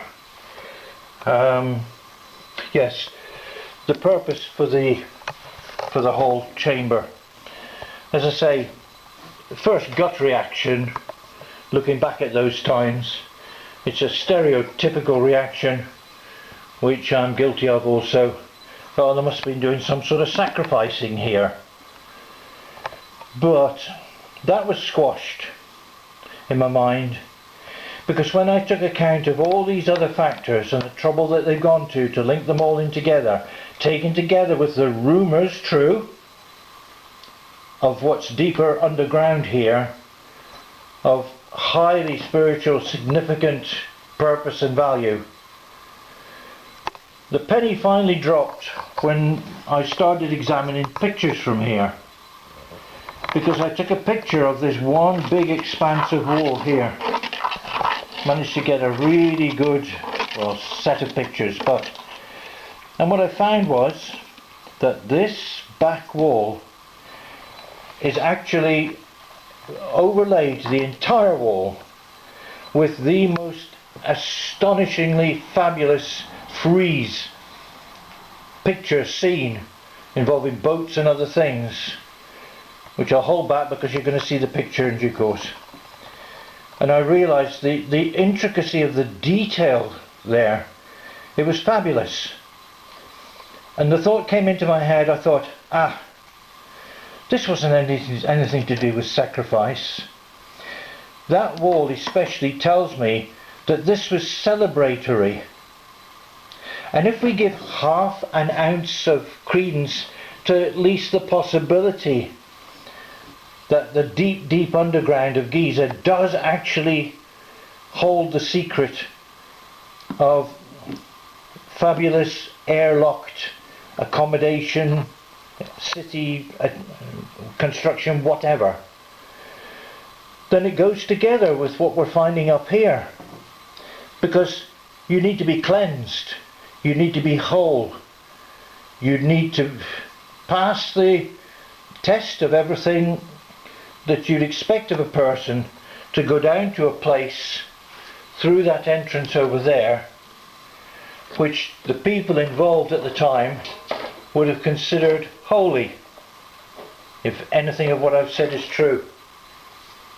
I don't know for certain, but I sure as hell have put a few questions together and come up with a few suggestive answers. So between that entrance there and the plateau itself, the the tube tunnel itself, 350 feet on, there are tortuous caverns and places, nooks and crannies and all kinds of things, very high up. This whole area, by the way, everything that I've talked about here, it's all filled with snakes and other animals and God knows what, and some creepy crawlies that are a bit nasty, you know, camel spiders and big plum-sized black cave spiders. Wouldn't want to get bitten by any of them. So yeah, let's move on then to imagining that we're going down through there. The pictures will take us down through and show us what's down there. We'll come to them next. But at the end of it, I keep mentioning the tube tunnel. So I did a model of it to explain it more easily. And here we are, just going on. That there is a model of the little tube tunnel area. Not to scale, but just to show. Now when the path comes down through, if you look at my pointer rod, it comes down through in a line to there, and it actually meets with a solid flat slab of rock. But I've reason to believe from the photographs and further things I'm about to tell you that that may not be as solid as it looks, that actually may be a concealed doorway that's been sealed. The reason being, follow with me and I'll tell you. You have to jump to the side to get to this entrance here. You can see I've got a little orange man again, pipe cleaning man. I'm going to move him out of the way so that you can see exactly what's behind there.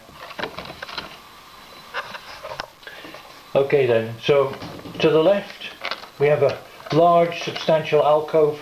There were concealments in there. Between two trips to visit inside NC2, I became aware that from the previous visit that a person whose name everybody recognises organised, hand-picked a team to go in there and rate the system of everything that wasn't nailed down. I happen to know that that area there was absolutely littered, filled with all kinds of artifacts and Lord knows what. And there were concealments, there still are by the way, but there were concealments that have been got out.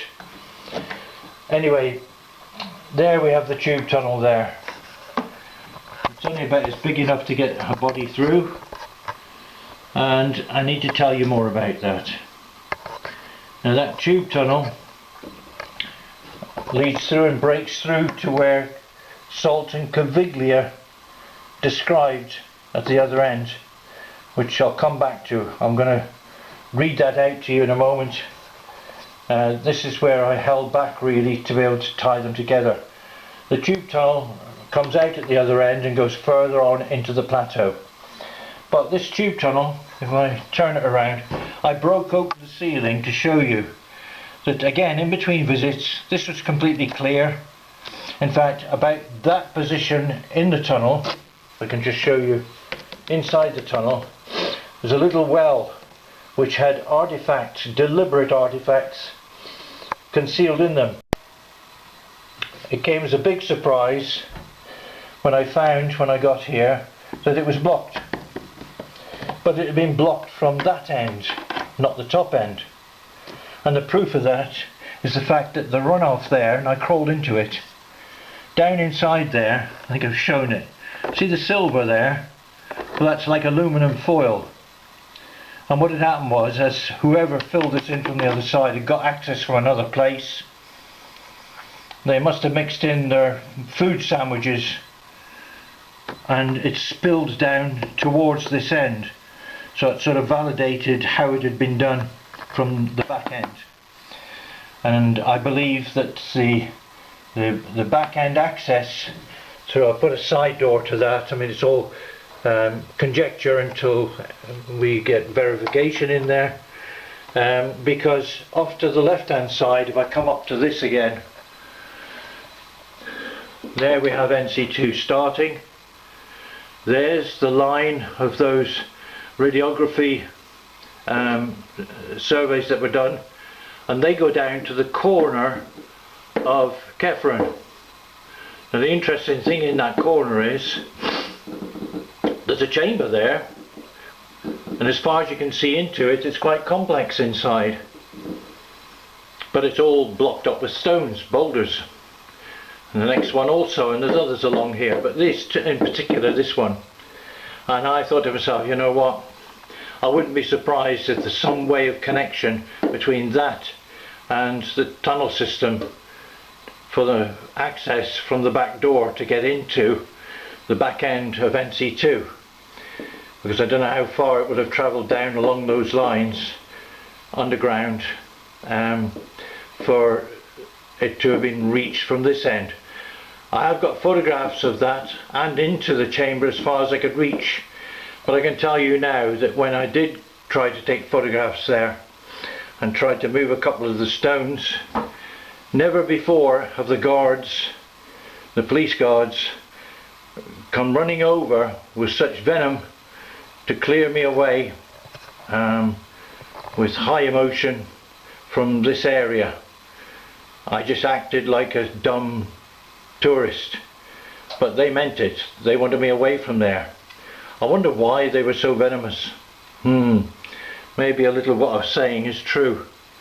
And the other thing, of course, is if I come across here to the Great Pyramid, you know where the boat, silver boat, was at the side there, and this one is where the Japanese found or excavated the other boat. There's an interesting thing about that. I say, until it's proved differently, it's all conjecture, because a third party told me this.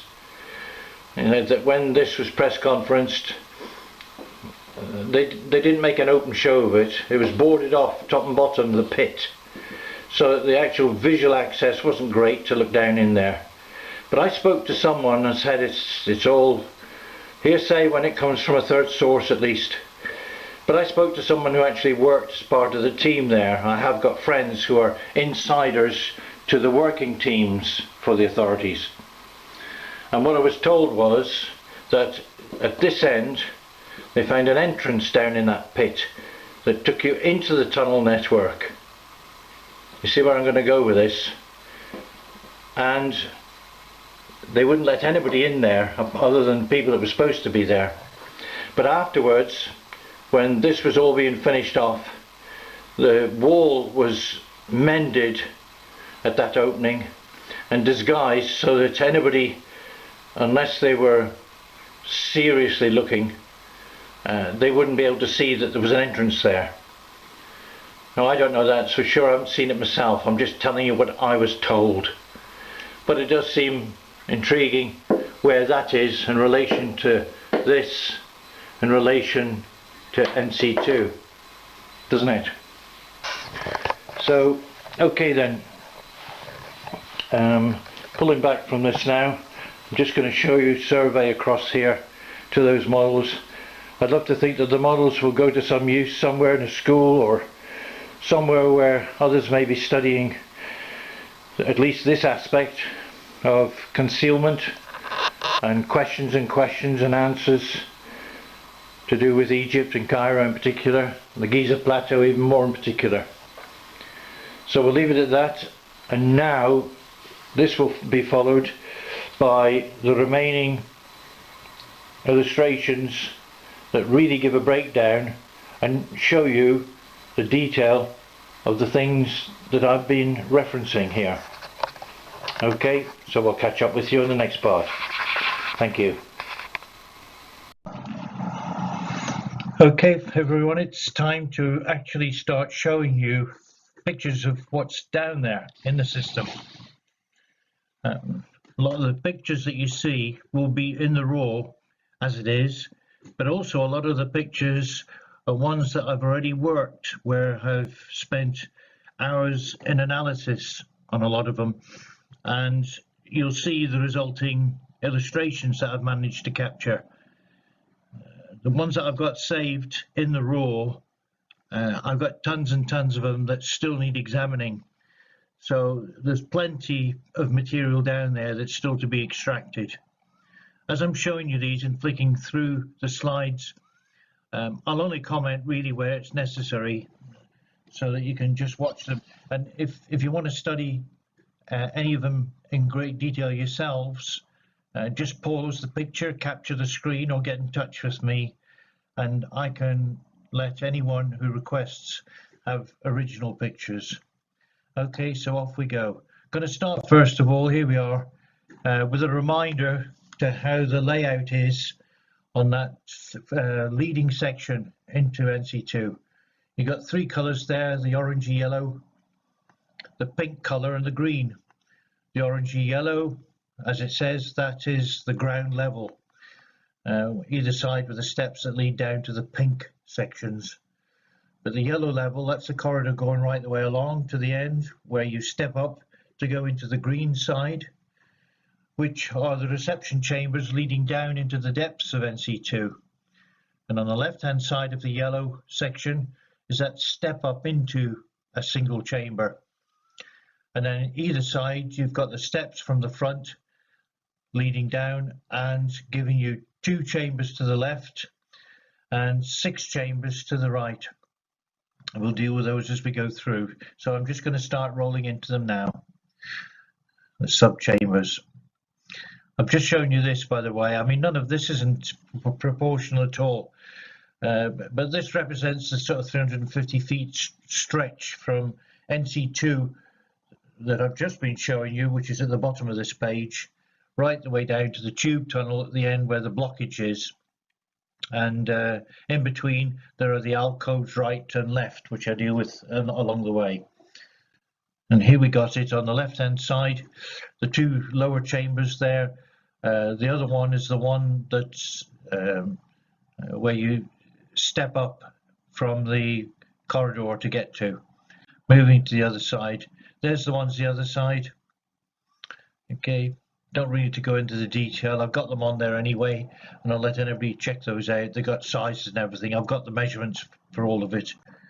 So first one, we're down the steps on the left-hand side, first chamber, and it's just to show you a bit close up. You can see all the scratchings, the rakings on the surfaces.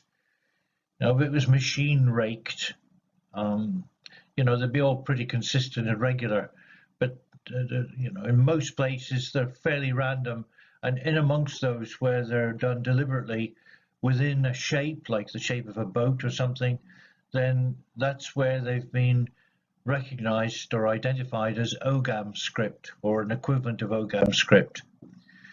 Here we go, we're dropping down now. This is the second chamber on the right hand side, and we're looking across the corridor to the other side where the window is in that little chamber. But on this one here, I want to draw your attention to the lintel above the door. There's a carving there. On this one you can't see it really well, but in the next couple of pictures I'm going to zoom in on it, because that's probably a carving of whoever was interred in this chamber. It's a big one. It goes 30 feet in length and it's quite wide. As you see there, you can see a bit of the sand appearing on the bottom right of the picture. And here we are again. It's just another view of the same with the lintel and the carving on it. Closer up now to that carving. I've done a little bit of analysis on this one, so it's much more sharply defined. You can just start to pick out on that though where the figure is. I'm going to use the one just to show you. It's looking downwards and it goes from there to there, and there's the nose. I'll let you work out the rest of the figure from that, and from the nose. Okay, so from this picture, let's move down to the next, which is where we've just been looking at, but I've rotated it 90 degrees. And as such, you've got that face that's carved in the lintel orientated the correct way now. So it's there, you can see its side profile, and you can see it's a rudimentary head that's been carved. In the background of that, you can see that there have been other illustrations there which I haven't really adjusted this picture to show, but they do pick them up slightly. There's a rather dark head that's on that wall below the lintel head, and there are other things illustrated on that, which we'll catch another time perhaps. So moving to the next picture. This picture is good and interesting because this is the chamber. On the right hand side steps down from those, the long one of the ones that's got a sleeper wall at the back which has been broken down, but this one has still got evidence of it still laying there, and the next picture will show you that. But if you look in the background there in the gloom, there is a sarcophagus, at least one, there may be one in front of another one. That's the sarcophagus that I recorded in there on an early visit. Went back later when I learned that a very important, well-known named person had organized a hand-picked team to go in there, and I'm using my own words and description. They essentially raped anything out of that system that wasn't nailed to the ground, to use the expression. And one of those things that was taken from there was this sarcophagus. To disappear as so many things from the plateau, as we know for certain, disappear into the blue yonder, never to be heard or seen of again, into somebody's hands, somebody privately squirreled away, gone, never to be seen, certainly not into the people's hands. So let's go forward to the next one now. And there's the same picture. This is closer now to the sleeper wall at the bottom there that's been broken down. And there's the object, or the sarcophagus, whatever, in the background. Okay. And there's another picture of it, studying it a little bit closer with a little more care. Plenty of orbs, there always are. And I've delineated what I feel is safe to be delineated, from literally going down to, as in so many of these pictures, going down to single pixel level to be able to validate that whatever I'm hard delineating, that it is accurate. And that means invariably going down to such a minute level, and also using multiple different color frequencies, different filters, to try and get the one that shows the best what is actually concealed there. On to the next, and there's just another one with a different filter. You see how it pulls different aspects of it out better. Going to the next. So when you come in the entrance to NC2, turn right and go down those steps. At the bottom of those steps, I mentioned there's a sump, and it's illustrated there. The planks are across it. You see where it's like a step down from there, but it's a step down either side. On the left-hand side is the doorway into that chamber that's got a window. But as you're standing on the steps here from where this photograph was taken, those little steps, I know that there's a concealment there. I adjudged that there was a concealment there from various indicators that I've learned, I've become knowledgeable about, you could say, just through familiarity with the illustrations, to know where to look and what to look for. So in the meantime, somebody else must have realized that there may be something concealed there. I don't think professionals, I think more like robbers, because a very rough, small, couple of feet in size, circular shaft has been sunk down where this photograph has been taken from, maybe 20 foot into the ground, taking out those steps to form the hole. I personally don't think that they would have found something there, because they weren't going from indicators. They were going perhaps from some general knowledge as to there may be something there. But I would lay my money to the fact that they didn't find anything because they weren't quite on point with it. Okay. Now this is one just taken off one of the walls of those chambers, just to show you where I was trying to break down through and understand what's going on in the picture. You can see there's an orb there above, but this is a busy picture, and this was just one of the stages of me trying to break it down and understand what it was showing. And this is from another chamber on the right hand side. I've got another picture of this that shows it far more graphically and sharper, but essentially you've got a line of creatures, animals of some description. It almost looks like a troll at the front there, and something from the ceiling, forming a line as they come across whatever background it was trying to represent. But it's very clear, and it's certainly I was able to pull this out very sharp in another picture, which I think I show later. Going on, this is between two of the chambers on the right hand side, where you're looking through one of them to be able to see that on the far wall, although it isn't delineated clearly here, it's just in its raw state, there is actually a hunting scene there going on. There's an idea of it. I put another filter to it so that you can see how it's starting to come out there. You can see dogs or animals there. There are people as well. They're going down this slope, and in the background it's leveled out, and I think that's probably, in the final analysis, it'll show that that is memorializing a hunting scene. This is taken using a completely different technique from another wall in one of the other lower chambers. On this one, and I did this on another one, two I took on, only two so far because it was so infinitely laborious to do. And I thought I'll put myself to the test on this. I set certain criteria to accept or reject any picture that had illustrations on it. It had to tick the boxes to a whole bunch of self-imposed restrictions in order for it to be acceptable. Now with this one and the other one that, as I say, that I did like this, what I did was I started with a picture. I had it printed at the printers on an A3, and I sat down with it on the bench with the picture upside down to me, as I knew it to be. And then I just sat there to delineate every change in shading, contrast or shading.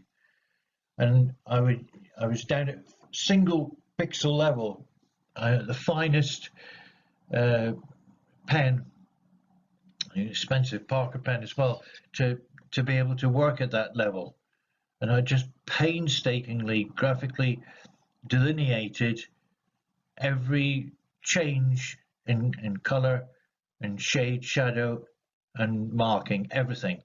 And then finally, when I was satisfied to it, did it over many sessions, both of the pictures I did like this, and I was able to then look at it and decide what it was that I was being shown. Well, on this one, it's still open for discussion because you can see that it looks like a chieftain. If I get the wand a moment, here we go. Up the top here, that looks like a chieftain. You can see the nose there. It was the eye, the face, with like a headdress on, like a North American Indian headdress, Native American. Okay, and in front here on this one, oh, you've got another face there. There are lots of little elements there, hints of, and it looks like there's animals or something here, but that looks like a pyramid there. Still confusing, and that could even be a horse in the back there. It doesn't give a complete picture, but in all of these pictures, you're talking about they're from an almost immeasurable age, and they've all deteriorated, degraded, and so on. So at this stage, without them first having been called professionally photographed in the best way, I'm pretty happy with the results that I'm getting out of them now. The results are enough to tell me that it's genuine, that they're there. Okay, let's take the ones off that one so I can proceed. And this one, look, here's just a different one before I even started on the color filters. And I put blue to that, but you can see, I can see on that wall clearly it's very busy. There's lots going on in there. And I can see various elements in there where others would, at this stage, where others would just see a whole smorgasbord of movement and scratchings and all sorts. But down at the bottom there, I'm pretty happy to think that when I fully delineate this, it's going to show that there is a boat in the lower section of this picture, and that boat has people contained in it. Most without any practice would look at it and say, how the hell do you get the idea of that? Well, it's simple. It's from what, 10, 15 years of practice, you get better and better and better at it. When I first saw a picture out of anything on the rock surfaces, it was by accident, and I'll get a chance to share that with you later on. But since then, of course, it's through practice and effort. Next picture. That ceiling, it's on the left-hand side going down the steps. I think I mentioned somewhere else in the presentation. Now, I was really sad to see that when you go down there, look up to the ceiling, it seems that somebody started that off sometime and the habit has been followed by others. There's a whole load of graffiti in there where people have put their initials up on the ceiling. Now, little do they know that the ceilings are actually covered with illustrations also. So it's not happy to see that. Moving to the next. I don't know whether anybody else will pick this out, but if I use the wand here, follow the red wand there to there, that's the corner of the room, and then along here is another wall part of the room, and then it cuts back this way. Okay, so if you go individually, that part section there has got an animal there, and it's got something in front of it. I don't know whether that's a bowl or feeding from or whatever. And then on this side of it here, I can see there's an animal feature there.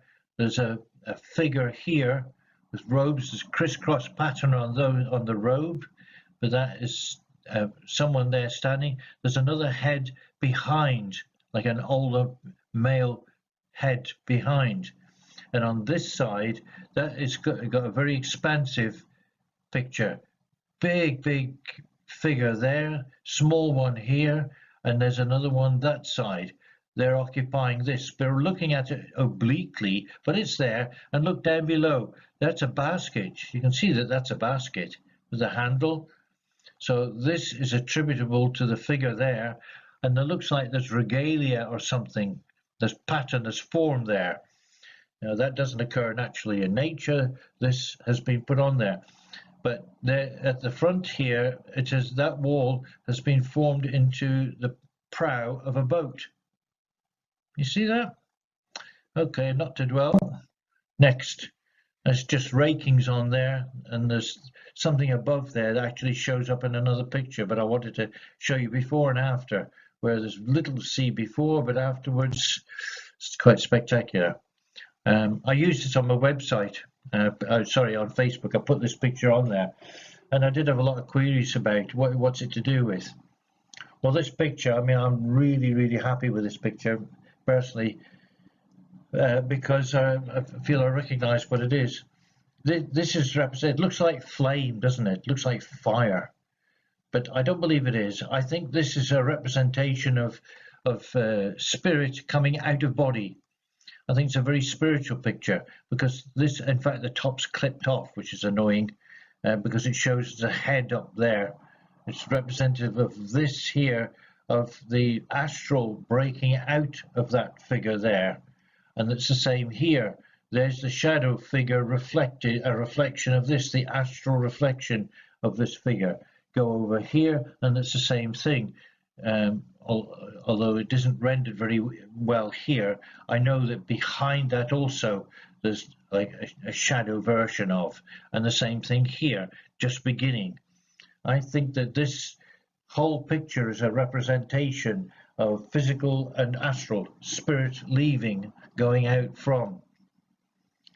And it's one I intend to follow up myself later. This is looking up out of the steps on the right hand side, and I took the filters to an extreme, or the settings to an extreme, just to show that although with naked eye it just looks like dull orangey rock face, no definition at all. But the minute you start to drop out of that, you can see all these different textures and drop. You see here you've got these scratchings again, but not obvious here. Looks like there's some there, just there.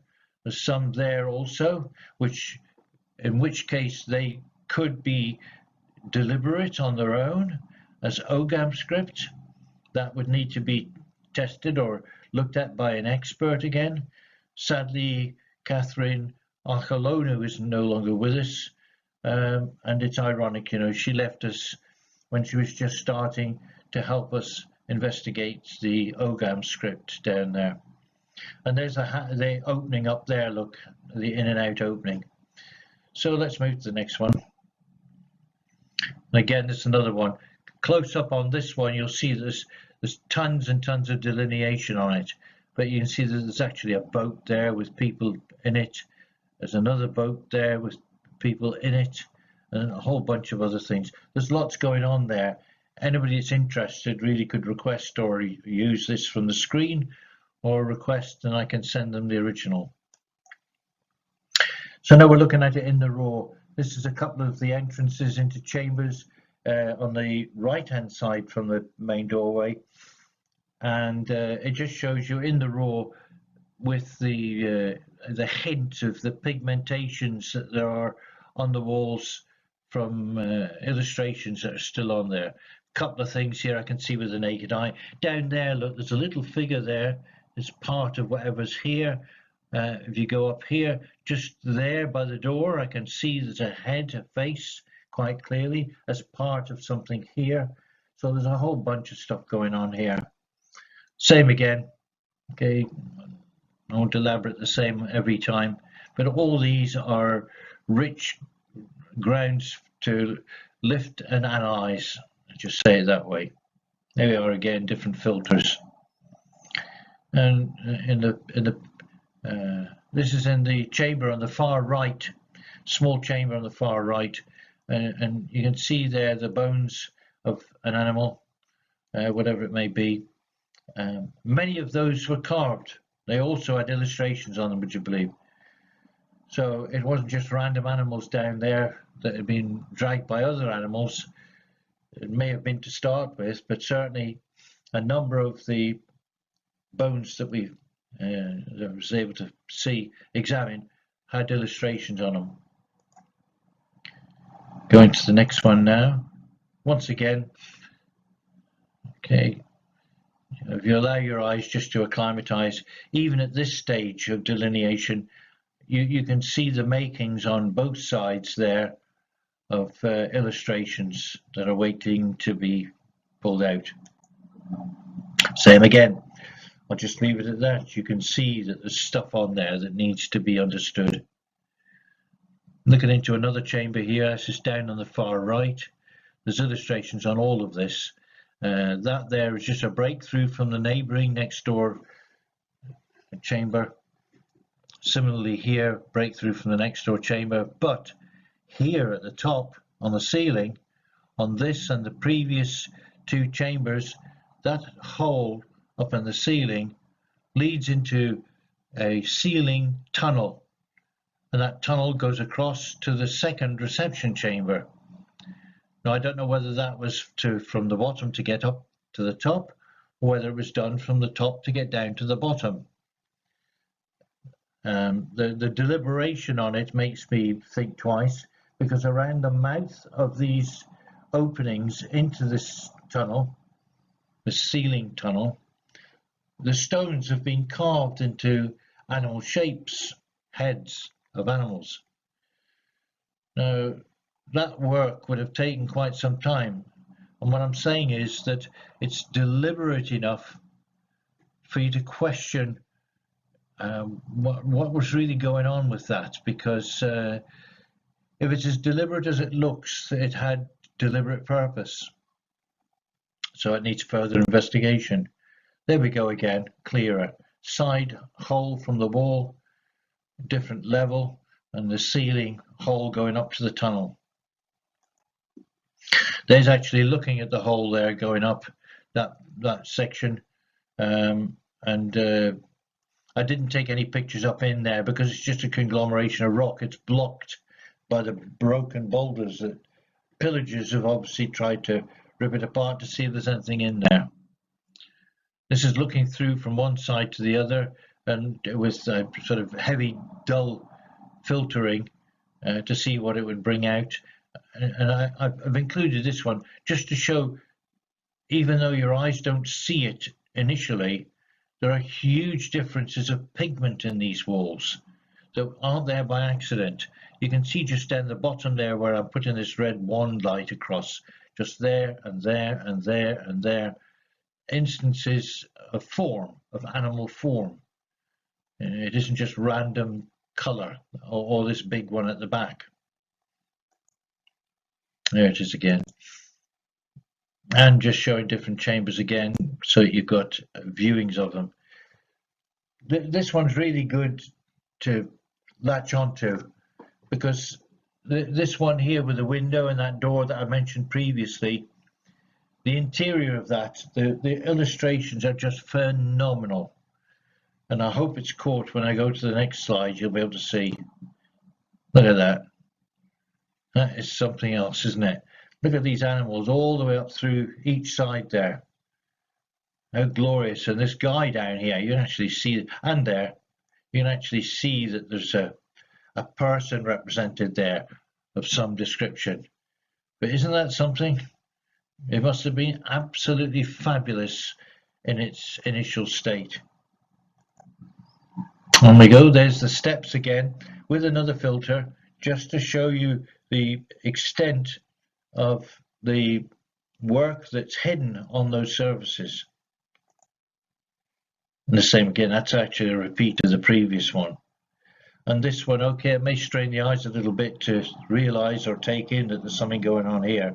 I use the wand here to show you, because there, that shape there is a boat shape. There's a square end, it's like a dinghy, and the sides there, which means there's the prow, and there are actually figures in there. See the black dot, those are eyes, and there's figures there.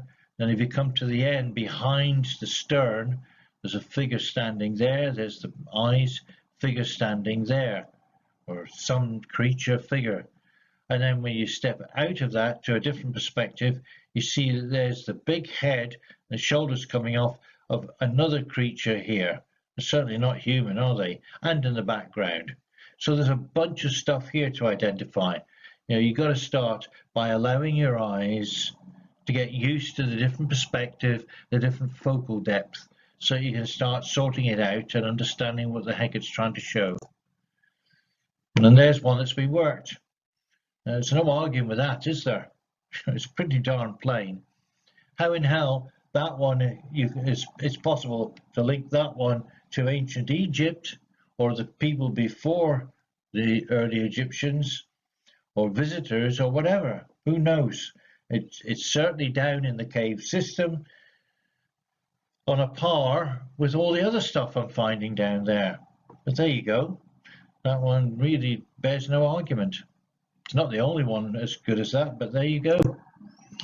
And how about this one then? Orbs down there. I mean, the orbs followed me everywhere. Now, they're a story on their own, really. But on a number of cases where I actually captured and then zoomed in on these orbs, you find that even though you can see that they're transparent, there's often the case that with the orbs, that there's something shown up in the actual scope of the orb itself, and this is one of them. You can see the figure there, can't you? Doesn't mean to say I can offer an explanation to it. I can't really. I just know it's there and it's real. And beyond that, you think, what the heck is that all about? Don't know. It's another thing to the list of don't knows. So go to the next. Now that's really a duplicate of the previous one. I talked to you about that one.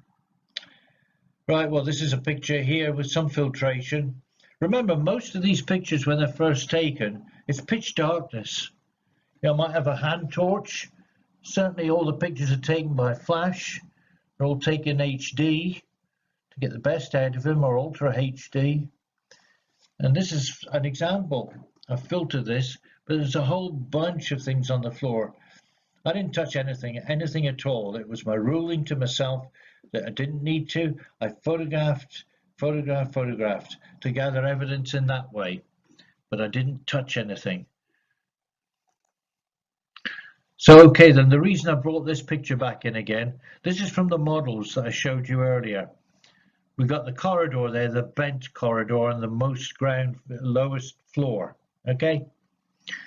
And in the orange, you can see what the next level is showing. There's the altar rock and the seat where a person will be sitting, where they're dangling their legs. The floor now is hitting where that step up is on that lower floor, which on the top here, if you're in this reception chamber, is on a line with where you continue on down through into the lower parts of NC2. Okay, the reason I'm showing this is because I took a picture from this position, photographed it, and pointing that way to the end, just as well that I did, because it was one of those photographs that showed where they had illustrated this area using a technique, God knows what the technique was, but in such a way that when that photograph, when I was able to recover the photograph, as it would have looked in its original state, you didn't see that this was a blocked end with a step up. The illustrations made it seem as if it was a continuous passage with all manner of things going on there, people and all sorts. So I'm showing you this to remind you where we're talking about, because the next picture, the next slide, shows you the picture that I took after it's been analysed. Here we go. And here it is. So the opening is down to the left where that bright area is. We're looking along the wall of that passage, that bent passage. And this is what's here. Look how busy it comes up in this picture. There's all sorts. There's something here up on the right-hand side. There's other figures and things within it. You've got like a person's face, head there. You got this creature, whatever it looked. I don't know whether it's a dog or something else further down, but it certainly looks three-dimensional, doesn't it? Who's to explain it except the fact that by giving it that three-dimensional importance of continuation, when it actually up above does line up with the continuing passageway into the depths of NC2, it all looks very deliberate. The one thing that the relationship needs to be sorted out is that as you're looking at this and thinking about the passage up above going in that direction, you've also got to think to yourself that you're right below where the person who is being prepared is sitting in the chair being anointed, I guess, with the altar slab in the first reception chamber. So moving on. Here we got another section of the wall there, but this isn't just a nice pretty pattern, because if I direct your eyes and get the focal distance right, here we got, look, there is the stern of a boat. The boat goes along, there it is, and it comes back along this way. You have a figure in the boat here. There's the head of that figure. Go along, you got another figure there.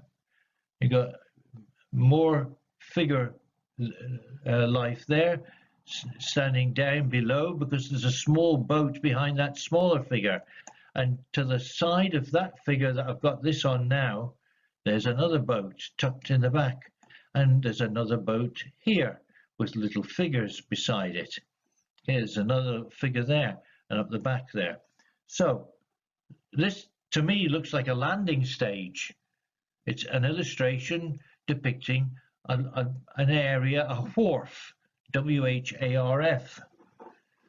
I think to me, it seems obvious, quite clear, that this part, the dark area, would be the representation of water, and they're all docking up from that to go up the cliff path. In fact, if you follow the line of what I'm showing you now, going up through there, that is a line of steps.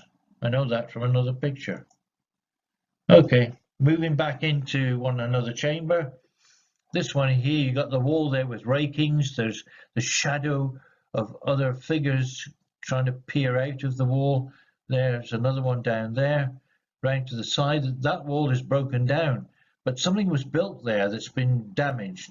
because you can see like an archway, a damaged archway of bricks or masonry there, and there's depth in behind it. There's a figure there, and to the side there's a figure there. I can be definite on that because I know in another picture with different filters it actually shows these things. And that's one I'd want to pick up on again if I was inside there. Here's another just to show you, illustrate. You got another wall. I've filtered it in this way. Looks like the guy, whoever this is on a swing. Probably isn't, but that's what it looks like, because you got a figure, the head of a figure in the middle. You got two figures here, 1, 2. This one looks like it's got a dress, a bustle and a dress. This looks more like a male figure. The two of them there. There's another figure in the background. I can see another figure here, and actually on this side. So there's something going on here that's been memorialized. Once again, professional photography and further work, technique work on this would pull all this out. There is history, ancient history, by the bucketful that is memorialized on these walls. Here's another one just to show you. We got that orb there with a figure. We got all sorts going on here in the background. I'll whistle through that. It's just to show you that there's where I've been working, and another been working on this one. This one's quite interesting because this archway showed itself under analysis. There is actually something, a figure or something, a creature just there showing. But if you go to the left-hand side, look how clear this is. Even at this stage, there's the boat. You can see the prow of the boat. You can see a figure sitting in the boat. And there's something sticking out. It could be a mast, it could be an oar. But in any event, there's something separate there. If you go to the other side, what do you see? You see a head. There's an eyeball there or an eye there, and sort of a rudimentary large head. But the head has got, looks to me like a crown on it.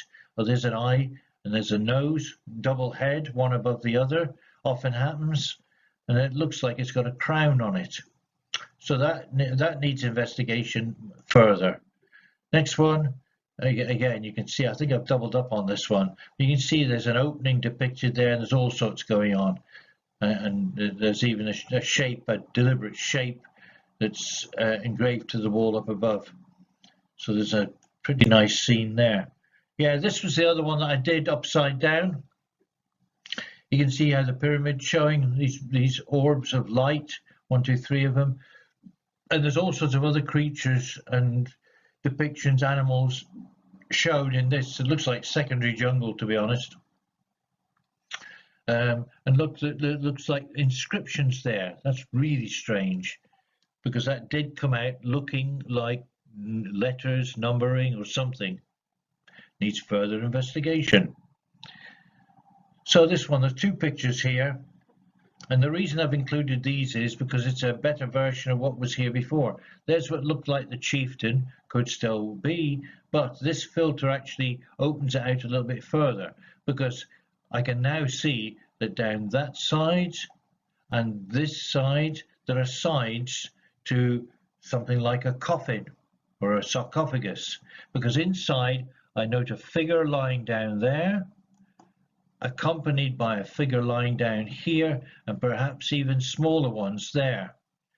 Like more than one body is in this tomb or sarcophagus or whatever it may be.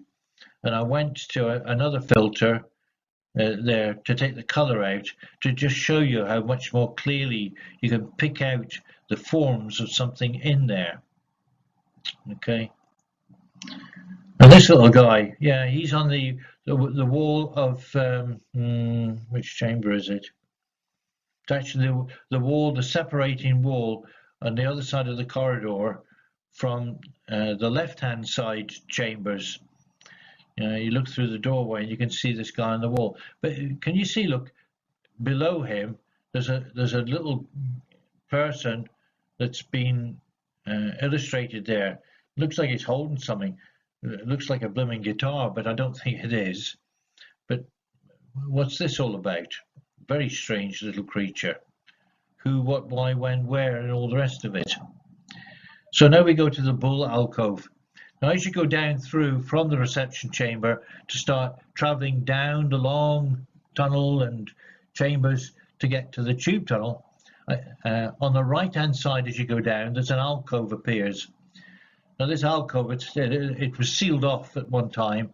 The reason I say that is because in front of it, on the obscuring the pathway of the passage going down past it, there's a lot of masonry, which clearly what's happened is it's been separated undoubtedly by tomb robbers and allowed to just sort of fall flat on its face.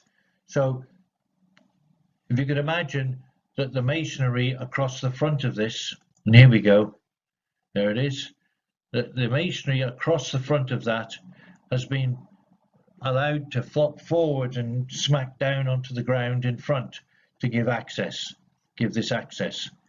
So to me the important thing is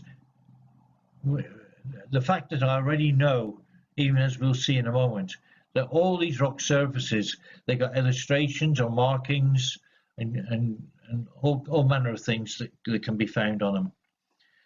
And my guess is where you can't see those with the naked eye, it's only through this analysis technique that you can now find them. That in the lifetime of this system, somebody at the later stage has gone in there, pulled that wall down to be able to get into the niche, because it'd be pretty obvious even with the wall there. And what they've done is, you see, by pulling that and allowing it to fall down onto the ground, they have in fact preserved, probably sharply preserved, I would guess, any illustrations that were on the face of the wall there that was blocking it. So if a forensic archaeologist came to work in there with a team, I would propose that those large slabs on the ground, plaster and stone, need to be lifted extremely carefully, because they may well have pristine illustrations with salient information on them facing the ground from when this entrance was made to collapse. You can see that there's big slabs on the ground, okay? So it's not just a random guess, and it tells its own story. So, okay, then here you can see it's all deliberate, you know, where this slants here and that slants there following the wall. In fact, right and left, especially going away from the entrance, large gourds or pots have been mortared into the wall. And if you follow the little red wands that I've got on the screen that comes out to you, it'll delineate, it'll show you the shape of one of these big pots that probably stand 3-4 foot in height. So I'm just moving it now there, and it slopes around to the rim there. You got the rim, then it follows the curve. Sort of, there we go. Okay. Now I've delineated one, but I know that those pots stand on one on top of the next, on top of the next, on top of the next, all the way through there and here. And I'm sure that because they've been mortared into place, well, undoubtedly, in fact, because they're not disturbed, they've been mortared into place to actually blend them to the wall. And they've done a good job, because I was able to find them by playing with the filters on the photographs. Didn't touch anything. It's all from photographic research. And also on the top, there was a sarcophagus or as a lintel on the top. And all of this here, you see, that none of it's accidental. I've got loads of photographs that I broke down from analysis of pictures here. And this is a treasure trove of information, ancient information, that's still there. It's been missed because people are the robbers that have been in there, or those controlling them, are too dumb to figure it. They just want to see, the gold objects on the ground that they can just pick up and walk away with. So, okay, we're going to go to, in the next picture, just have a look down through there. There we go. It's a bit closer, a different filter, but can you see here, look on the left, you see the markings?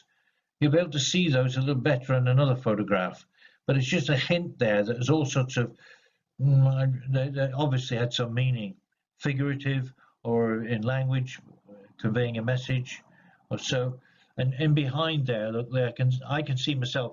There's a pot there that's actually etched with a face on it, with a hat, which leads up to the rim. Okay, so from there, let's go to the next one. There, now we're looking down through that alcove, and there on the split, it's shaped like the letter Y. It opens out to the right, it opens out to the left, and in the center, it is highly carved. It isn't just a bull's head. Up above, there are animals that are carved. It must look fabulous in its day. We'll get a bit closer in a minute and you can see it. And there's actually a head carved there. Large head, there's the eyeball there. And up above, there's a bunch of stuff. And up here as well, where the pigment is showing. All over the rock faces here. Let's go to the next one. There, different filter, just to let it bring it out a little bit more. Undoubtedly, there's still concealments in here because it's not easy to get to. And as I say, without proper lighting, it is actually darker than the darkest day or night that you could ever imagine. But in any event, look at the trouble that's gone to here. We know that back behind us, there's all those pots and things that are cemented into the walls, rendered. But in here, look at the carvings. Follow my red dot, my wand, if you like. So just down here, there's the head of a creature. I don't know what it is. There's the eyeball, the mouth, the nose, the head. Easy. Okay. If you go from here up above, you can see there's eyeball, head going round. It's almost like a bear's head. Okay. And there's a limb to the same. Here also. And up here there's markings, and up there you can see.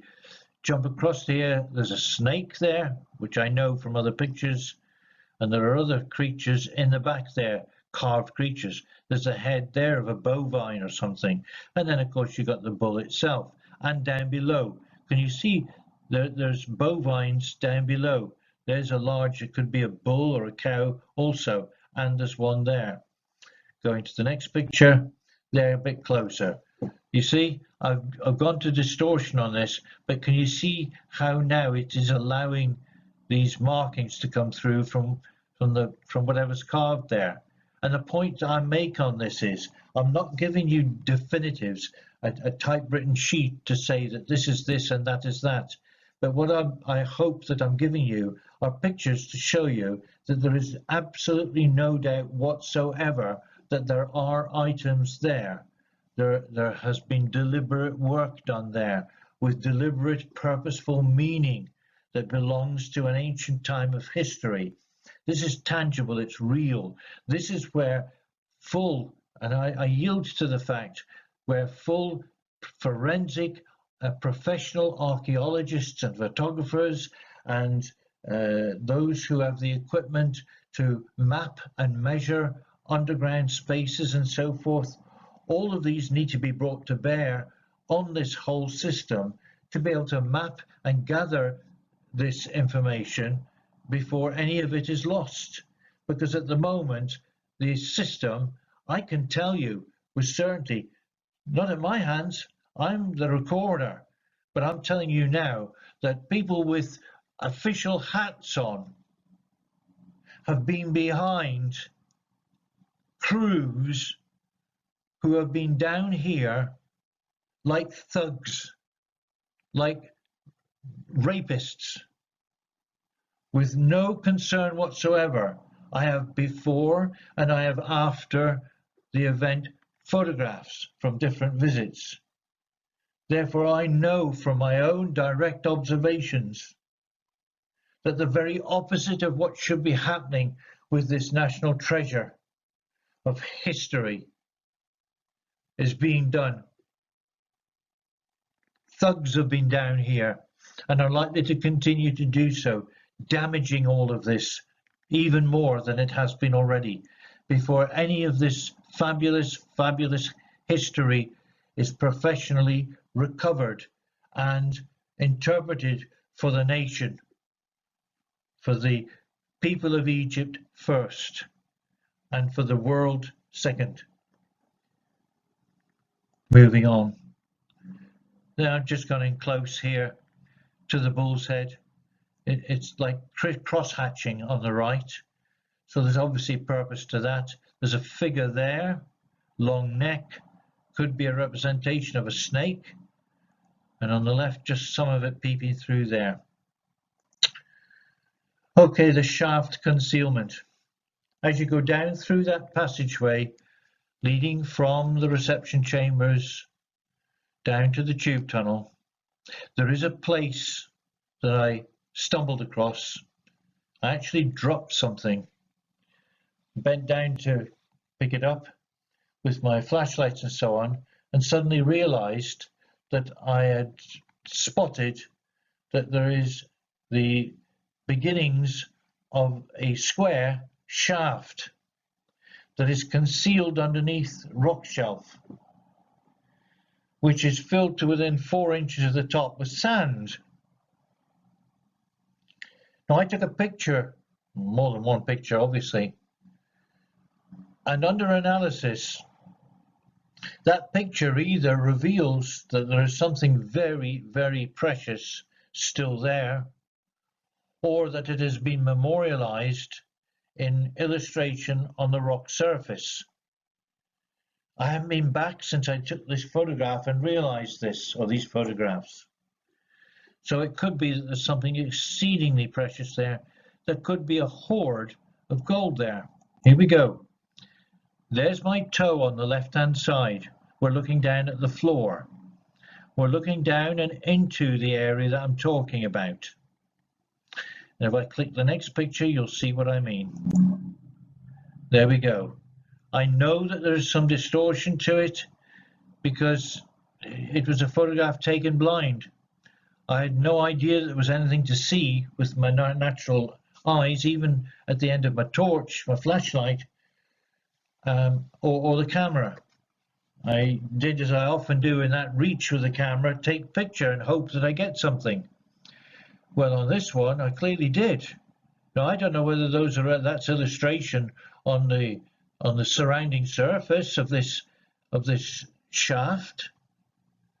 The shaft itself clearly could well be a route. It could be a hiding place. It could lead to further chambers or whatever. Who knows? The sky's the limit. And this could be for real or just illustrated. If it's for real, then it certainly to me it would look like a cache of very exotic items in gold, constructed in gold. Now it looks like a figure there in the front in the dead center there. Looks like a gold mask or actual figure in gold. And there's one behind it, or one or two behind it, with sort of strange triangular mouth parts. To the left there looks like a vase or a gourd in gold with a goose's head emerging from it, which has a ring in the beak. It's very strange, very intriguing, and that's something that would need to be investigated, of course. I'd be more than happy to cooperate with that information, but I'm not being totally specific about the position of it, because I could go straight to it, as I could with all the other places that I've mentioned. And as I said in the writing, I could literally take a person through the whole system blindfold, because I know it all so well. Okay, moving on. The tube tunnel itself. Let's go to the tube tunnel. 350 feet down. It's got a blockage in it. The blockage isn't from the direction that you meet the tunnel. The blockage has been put in there from the bottom end. And you realize that because of the way that the sand has run off as it's been thrown in. It runs off towards you if you're inside the tube tunnel, reaching forward to where the runoff ends. So here we go. Just before the actual tube tunnel entrance, there's an alcove to the left, as you recall from my models. And these are some of the artifacts that were originally in there. And you can go over that and pour over that. It was from pitch darkness, obviously.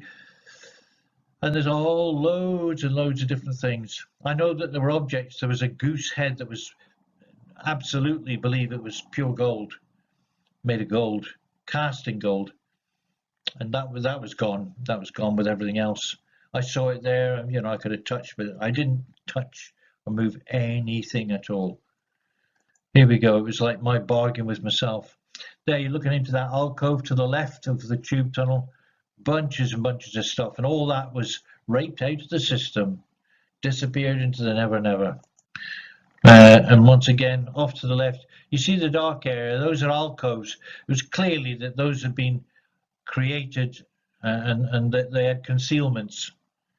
Now I know that there's concealments down there that the robbers, the official robbers, that they missed. But these they didn't. They opened these, grubbed these out, and they obviously had whatever was in them. And here is the tube tunnel. And that isn't the bang entrance, that is leaning into it a little bit now. But that's about about 3 feet in sort of diameter for a person to get down through, if they were able to. In fact, it's showing the runoff of the blockage there running towards us here. You can't really see it well, but I know that's it. And you've got these carvings here. You know, look like frog carvings or something like that. There's a couple of good ones there. And there's others here as well. Those are looking down. It's significant that they're looking down. I put this to the test in another location where a friend of mine was excavating, officially doing cleanup. But they were trying to find a shaft entrance, so it was defying them. So I looked at some of the photographs of the wall in there where everything had been concealed with a burnout, genuinely to disguise what had previously gone on there, which was pretty heinous. And surprise, surprise. And what I found was, as often is the case, that where there's been a line of figures on a wall, ceiling, or anywhere, where one figure is superimposed on the next, on the next, on the next, on the next, to make it look like a long line of figures. Well, what they would do is they would have the line of figures, and then they would wheel the figures so that from a horizontal position, the line is maintained, but it then moves from horizontal through to vertical position. That would signify that the vertical position that they have ended up looking towards is an area of significance where there's likely to be a concealment.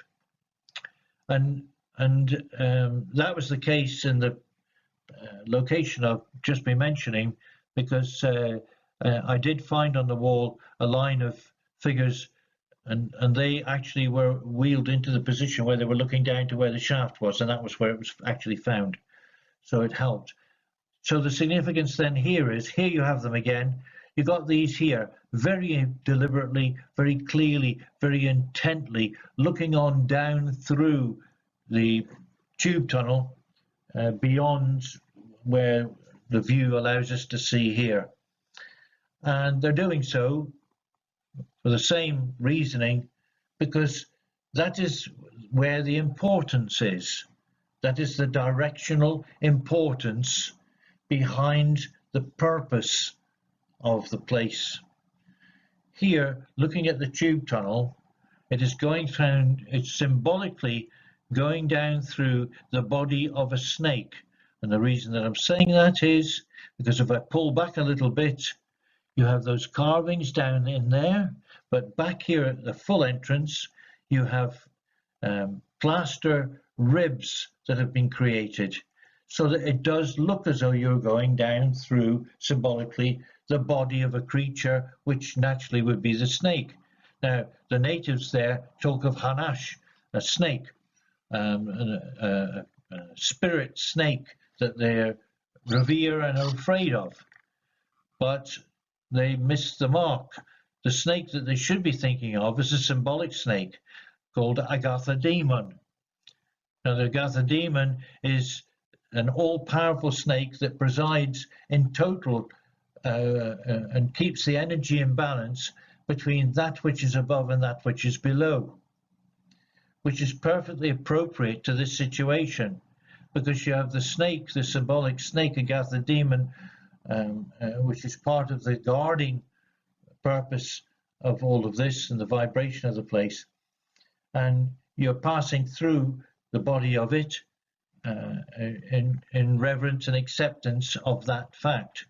Another thing you want to see is where I've got the wands now, just there, a few feet into the tube tunnel, there is actually a shaft, a pit, more like a pit or a shaft. And it's certainly got concealments in it because some of those are poking out. I think later I've got a picture to show you, but I'm just going to say, I think the next picture will show you that those aren't just random bits of rock or anything, because they've got painted inscriptions and things on them, some partly of which survive. I'm going to go to the next one because there they are. You see, look, there's a little bit of remains of paintwork on there and figure work on there, and here also. In fact, if you tilt your head to the right hand side, you can just make out robed figures there, the startings of them. Now I have to tell you that after that gang of workers were in there, that was part of what they raped out of the place.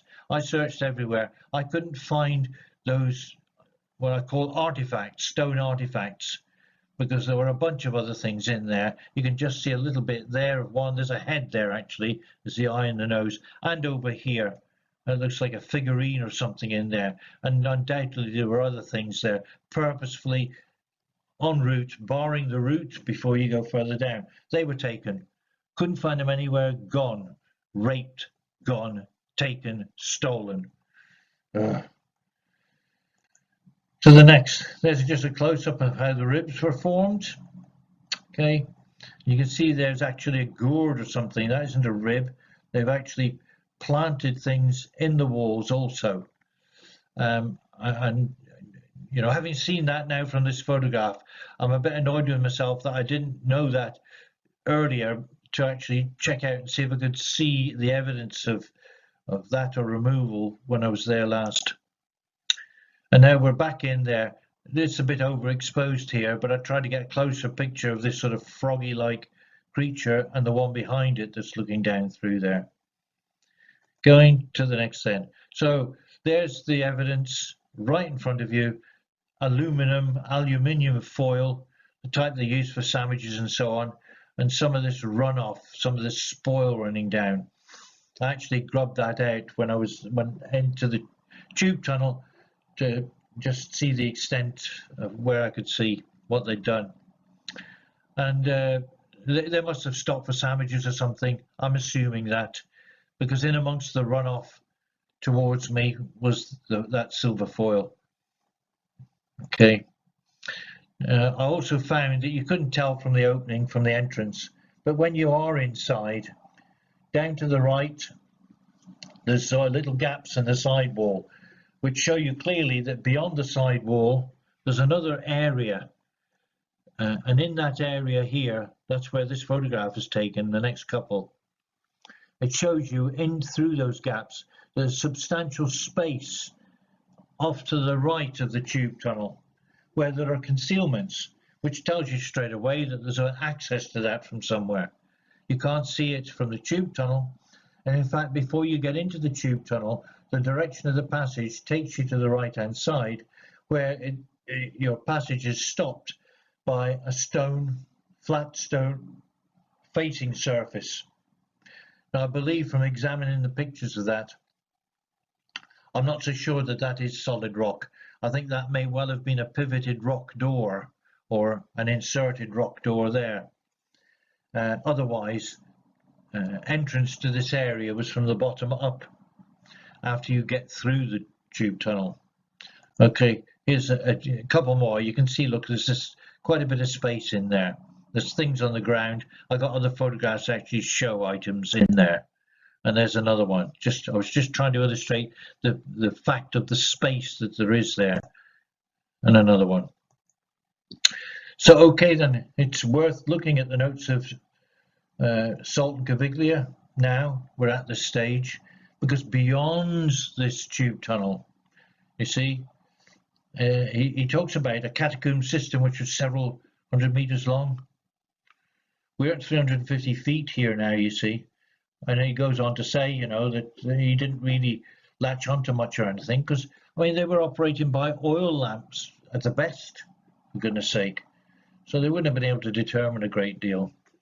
But he goes on, you know, it goes for several hundred yards, it goes into the rock, creeping at times on hands and knees among the bones and everything carried there.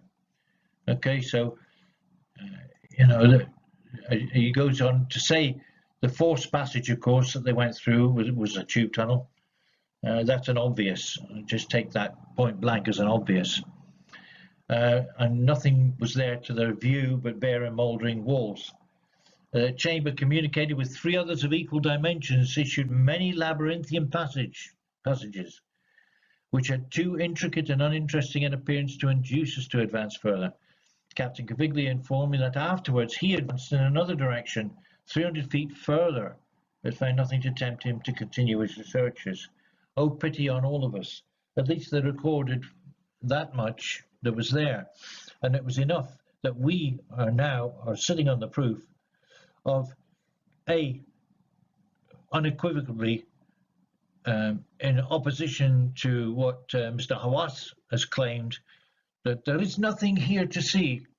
There is nothing. There is no importance. There is nothing here. Well, you know, patently, I mean, that's obvious, complete and utter nonsense. There is enough there to keep a team of professional archaeologists going probably for years. And we also know that despite the efforts to deter anybody going through the tube tunnel and exploring in the footsteps of Salt and Caviglia, we know from their notes that it continues on down through under the plateau. So explain that first. So now we've got just this part here, the receptions to the tube tunnel. Let's deal with some of those. And what we're talking about here, going back to remind ourselves, is the green section.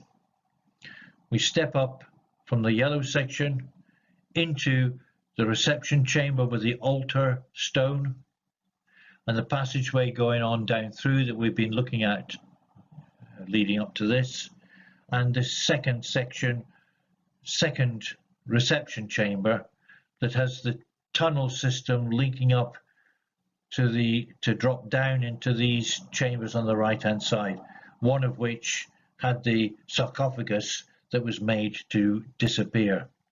Pity they didn't take the plug also in this chamber that dropped from the ceiling, but they didn't. So okay, then let's move on, let's get into it. First one is up.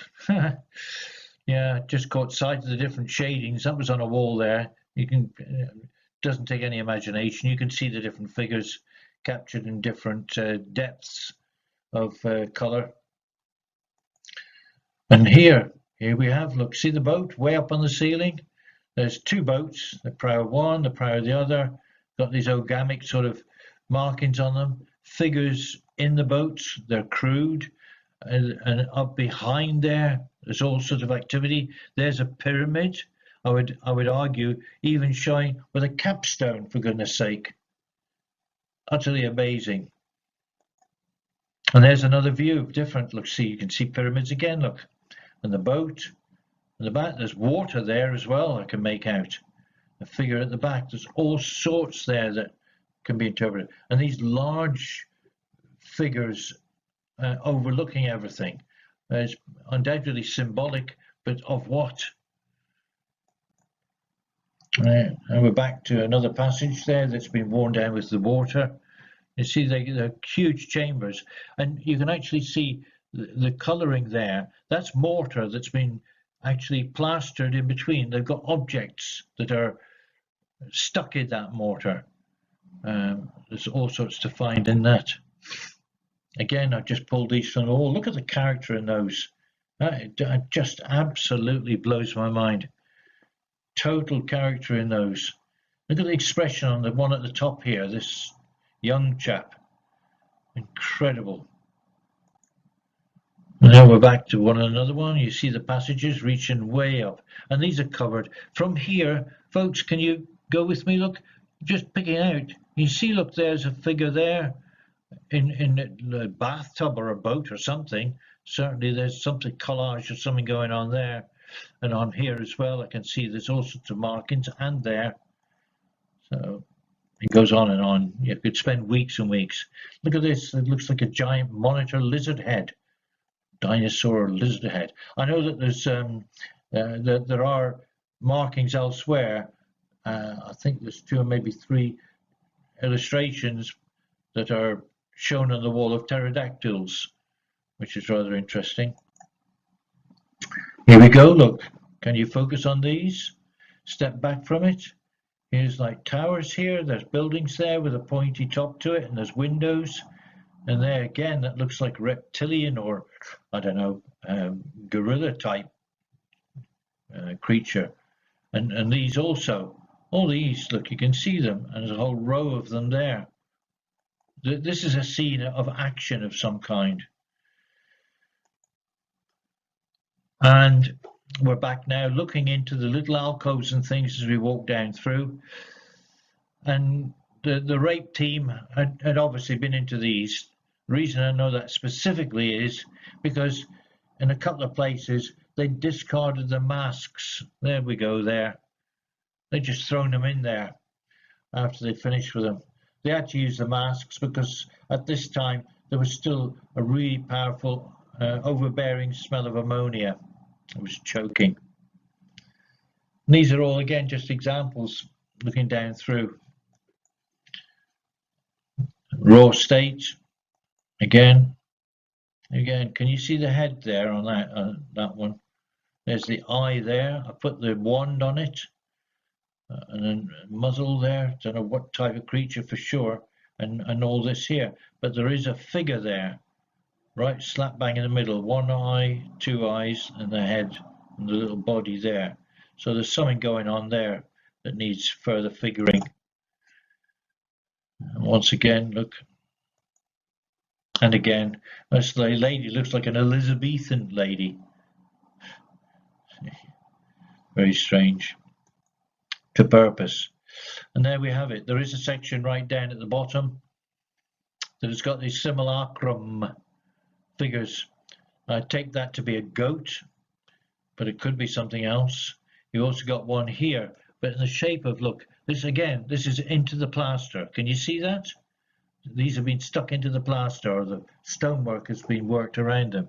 But here, that there is actually a vessel, like a cup or something like that, because it's got a head on the front, and you can see it's got a rim around the top. You've got another one here, another little face there, and down below there's another, and here. So there's a whole bunch of heads that have been carved into this. And the reason I question as to whether they've been put in with the plaster, if you look here, there's one embedded into the plaster, and over this side to the right hand side. Okay, and this one here, there's a snake down below, and I know from memory that in that little alcove there's a whole load of snakes that have been popped in there. And all up the side here, there's actually a head there, figure, eye, nose, head, and to the side of it. This, under different filters, shows a scene, and this on the right shows a different scene. Now we got some ogam there and another boat form. And up above, look, you can see more figuring appearing. This chamber here, I'll come back to that probably at the end. I've got something to tell you about that. But fabulous under good lighting. That one I did manage to get good lighting on it. See the orbs there? Here's another surprise. Look at this. I'd love somebody to explain this one to me. You know, I cut out all the clutter around it, but that there to the right, it looks like a platypus. Now I know that there are other Australian influences here. You got this froggy figure here on the left. Don't know what these other things are. I think that certainly looks more like a platypus than anything. And Lord only knows what this figure or creature is up above. And another chamber there. There's got some good lighting on. In fact, it was over to the right of this chamber that I had that experience, which I'll tell you about separately. And on this one, there's a big, well, close to a head there, and another one here on the left. So you got 1, 2, looking down towards the alcove that way again. Showing you the bats, and follow the wand. Clearly, look, there's some ape-like figures there in a scene to the right. You got those 2 bats there. They do bang into you. They're all gone now anyway. There was a colony at one time. See this frog head again on the floor. It's amazing. I was able to actually extract that. And there's another thing. There's an eye there, so there's another something on the side. Floor's covered. The ground is covered with scattered stuff everywhere. That's just been jumbled and bumbled. If they were gold, they wouldn't be there any longer. Another part of the ceiling, got this guy here, which is made up of 2 or 3, and all this dark pigmented area, that is a scene as well. With the right centered photograph, you'd be able to get a good scene from that as well. More of the bats. And there we're looking down into one of the chambers again. You can see the outline of a figure there, creature, animal, who knows, and something below. It looks like a crocodile down below. You can see this, the way the scales have been captured. And there's a figure here on the left-hand side. You can see the head, the boat. Okay. And again, this one here, it's vague, I know, but that's how you start. It looks like, as I follow that along, that looks like a balcony or a boat. Well, it's a boat because you got the prow there. Yeah, as it cuts through with figures within it. And then down below there's something going on, and then over to the left. All needs work, masses of work. And here we see again, you know, there's enough to be seen at this stage to know that a ton of extra work would bear fruit, would bring something out. Same here, look. You see, look, the 2 main figures. There's one there. I got something in its mouth, the eyes. Okay, then if you go over here, there's the head of whatever the heck this is, with a long neck, like a reptilian figure that is. Look at the scales on the arms. You can't mistake that. That does look like a reptilian figure, a big one, tall one. Interesting. And again, looking, I was trying to make head and tail of this. I really want to get back to this one and have a look, because it looks like a concentric ring here under these rakings, circular rakings. There's a central head there with big eyes, 1, 2, pointy nose, and another one here, and up here also, like I call a mouse nose or something. So there's a bunch of figures here, and it's too vague at the moment to make it out. Doesn't take much effort on this one though. There you go, sort of very sort of primate figures there. Looks like a gorilla here. Again, this guy here looks, I mean, that could look like a guitar. I'm sure it isn't.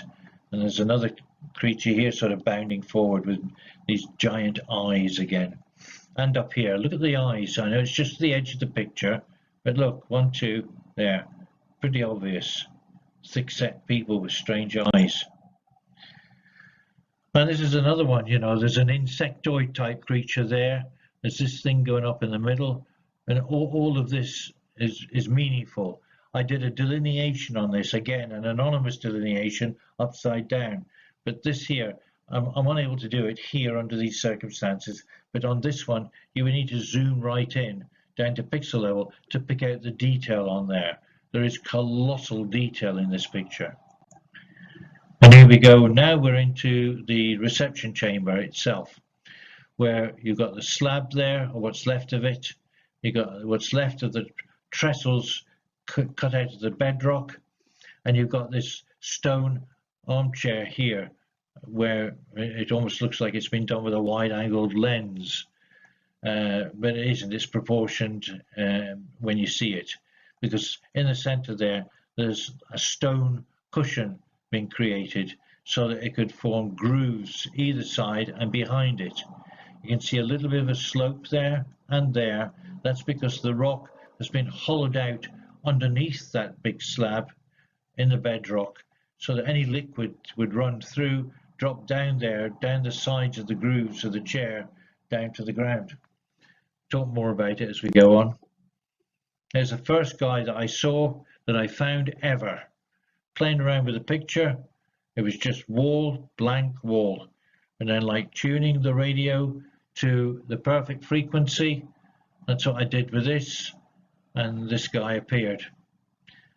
So, and there's another one that appeared, but in actual fact the picture's clipped because the head is almost like a goat head again, and looks like that arm is holding a creature of some kind. And on this side there is another figure there in amongst this conglomeration, wheeling or pushing. It looks like some sort of construction there, or building or something. And this is another one that definitely needs unraveling. I feel that there's information to be gained. Once again with this one, you got figures of some kind here. They're all obscure, but this can be examined by taking it to pieces, by the use of analysis again, and the tools at our disposal. This one can yield information of what's going on there. That one, I don't know why I included that one. It isn't very clear. For some reason, it didn't come out very clear.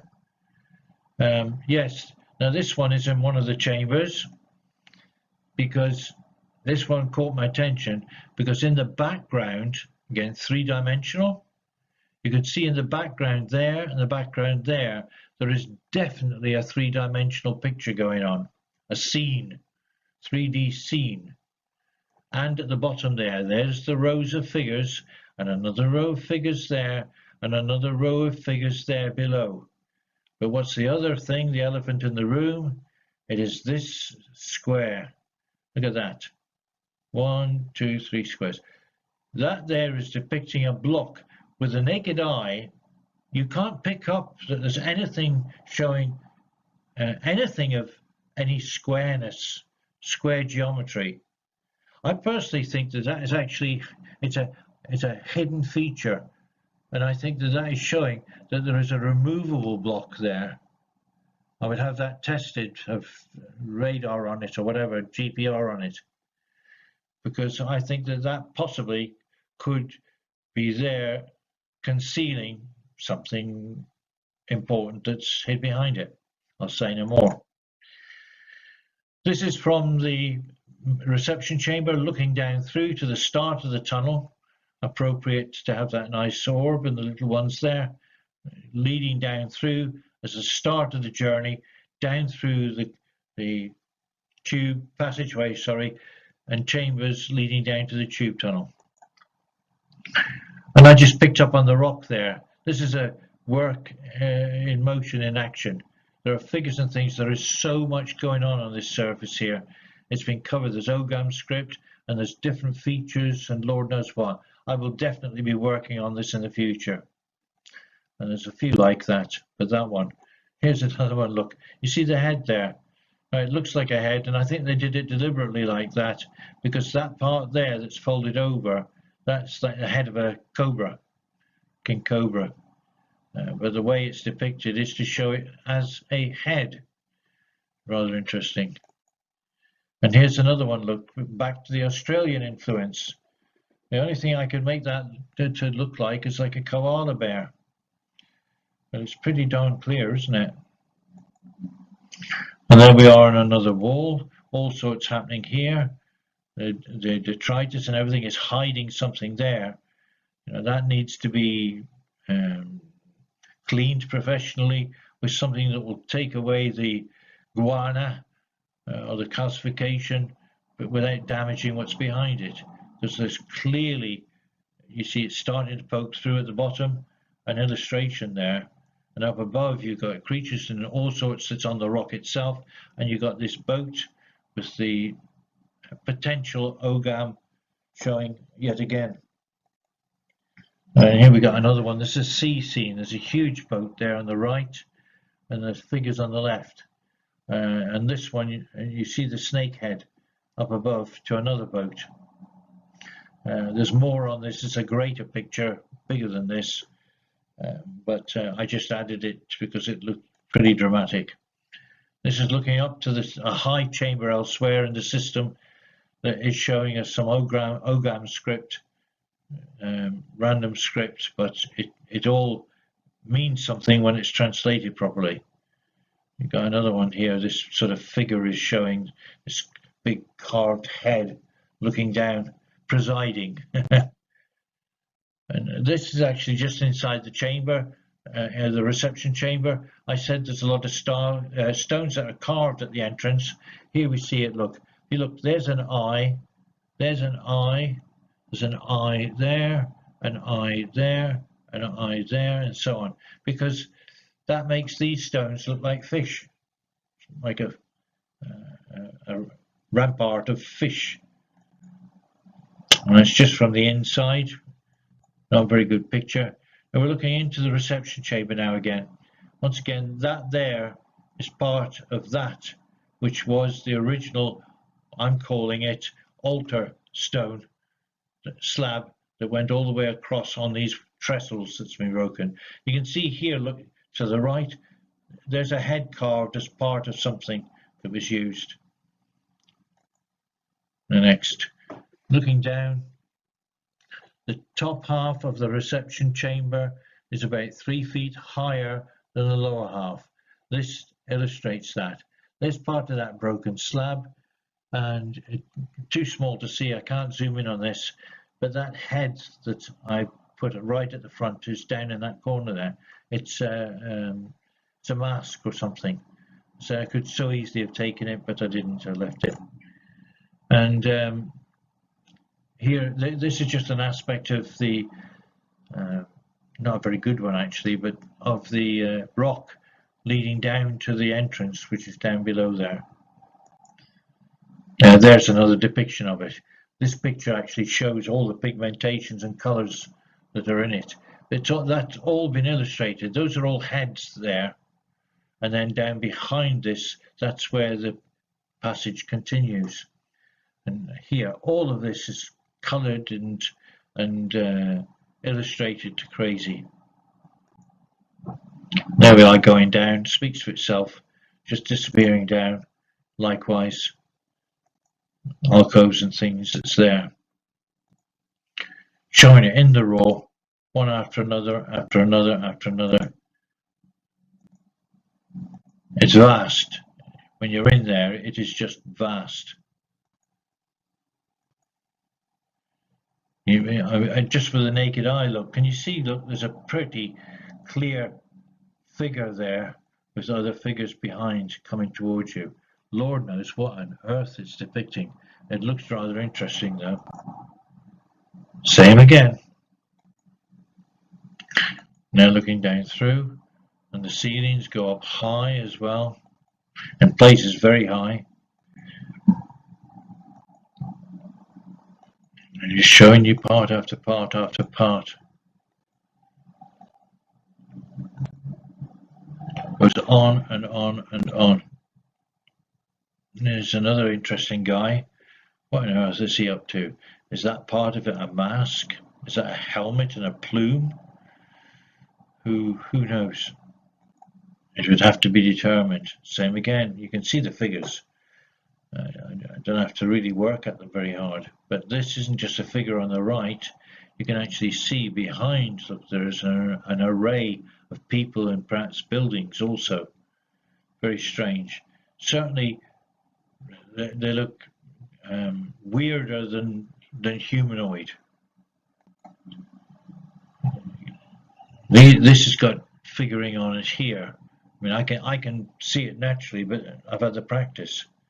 But this is one that would definitely need dealing with as a single canvas to see what all is being shown on there. More broken bones, more extracted bones, I should say.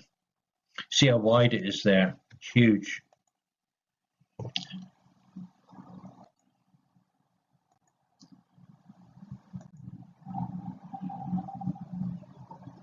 tremendous intricacy.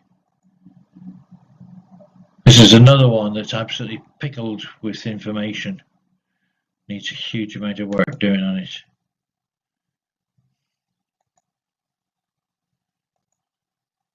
Everywhere you look down there, I mean, you're spoiled for choice as to where to look to show what's. This is actually in the reception chamber from 1 to 2.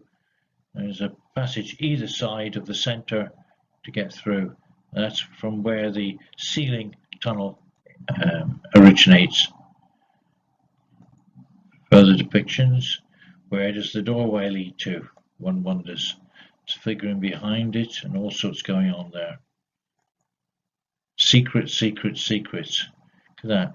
Charming, but what is it? There's a figure similar to the one that we saw before. That there, another head appearing, but it could also be taken as a crown. And this appearing from things. The symbolism is just off the chart. Look at these two creatures in the background. What are they about? They look rather important. Here we got another one there with silhouetted figures, apes and other things. There's that plug stone that dropped from the ceiling. For sure, there's a few tons of weight in it. And I know that beneath it, there are illustrations also to recover. This is looking back to the steps on the other side. On the right-hand side as you're looking in, with the window and the doorway going into that chamber. Now looking in there, look at the first one on the left-hand side, where I showed an illustration where there's something dark above it. Well, there it is. It's like a snake, something, which is part of a hydra or something else in the background that I haven't yet fully extracted.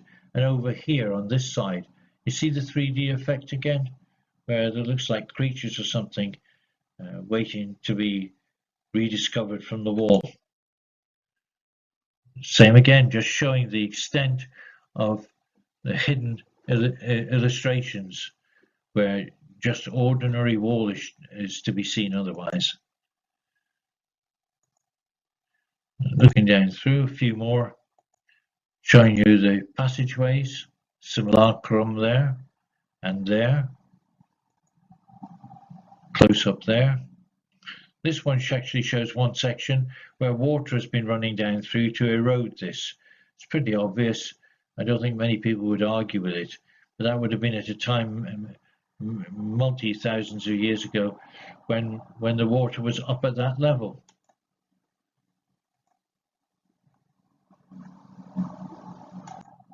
There we go. You see in some parts it's tremendously wide in there.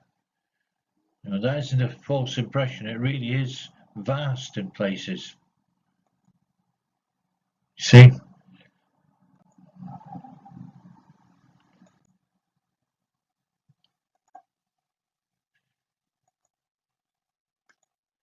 More and more and more. There's another very strange and interesting head that I took from a wall, because in that one there actually shows there are pyramid shapes behind it. I thought this is really strange and interesting. I'd like to look at it further. So that's also on the to-do list. I'm not sure which part I was depicting in that one, but anyway, when I said that there's a bunch of snakes in one part, this is where that bunch of snakes is. But there's a head either side of that, as if that's a little window out of an internal space there. Never got to the stage of investigating that. I just know it's there and photographed it. And then the ogram script potential. So okay then. So with the ogram, I'm referring to a professor who is deceased now, sadly. She started to work with this. I heard of her and contacted her, and on her invitation sent her some photographs of the scratchings and rakings that were to be seen inside NC2. I was able to, through my own little research, to discover that there was a traditional link, source link, between the use of ogram script in Ireland or Irish history. But I also was able to find out on my own that there were actually other people, other experts in the world who had found what they claimed as their version of something similar to Ogham script, going back many thousands of years. Now, as I say, I heard of Catherine Achelonu, and the book showed that she was a leading authority in the translation of Ogham script, and she was particularly interested because there were links between her place of origin in Niger in Africa and Giza. So I sent her a whole load of samples, carefully selected samples of rakings, and she came back to me very excited to say, actually, I found, and she was able immediately to identify translation items within the stuff that I'd sent. Now, she did translations over, I think, 9 pages, and very sadly, it was our loss. She passed away. Questions have been asked. It was so sudden because Catherine, Professor Achelonu, she was recognized on a worldwide basis, also as a diplomat and many other things. And it was a sad loss to everyone. So what I've said is, with the 9 pages of Ogham translation, I'm going to put those under a link at the end of this whole production, and anybody will be able to download or look at those from the internet, from the links that I provide, because it would take too long now to go through them all, and I'm reading something that people can read perfectly well on their own, just like this. Okay, so that's how I'm going to play that. I say 9 pages of translation explanation were received from the professor before she departed. There'll be a document for all and anyone to access from here, Facebook, website, Messenger, and I'll leave the links for it. So all I've done then is just pulled a whole bunch of the same scratchings, rakings that I sent to the professor in the first place. You see, there's less than randomness to it, it's deliberate. There are deliberate deliberations to it, which are often contained within forms like the boats. You see, even this one there, if you look to the sort of middle to top left, it looks like a bird or something is there, sort of mixed in with it all. Okay, here we go. I'm just going to rattle down through a few of these to show you the different forms that were there to be picked out. They've clearly been done deliberately, you see. Looking at a different language.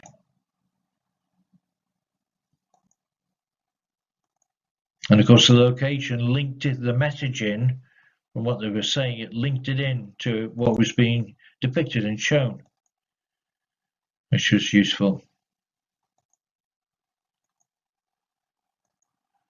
Okay, these can be stopped, if you want to look back on this. Anybody interested to research or study can easily look back on this and just freeze frame and take screen pictures, or get in touch with me for original pictures, copies of the original pictures. So I go down through, you see, and this will stop in a minute. It's just so that the flavour of it is passed on. There's a big wall there, and there's all sorts going on that wall. In fact, I've got another reason for showing you this wall, because when I looked at this wall, I picked up on something that I've noticed innumerable times, where for some reason you find that an illustration has been done on a large surface, which is orientated north, south, east, west, as straightforward as the wall shows. But then it came as a huge shock to find that in many cases, if I rotated the rock face 90 degrees, then another picture had been overlaid to the first that you could determine without effort through a different orientation. and then you could do it again and find that the original picture was upside down, but now it was showing a different picture. It was crazy. The skill, the unbelievable skill to be able to do such a thing. It is just mind-boggling.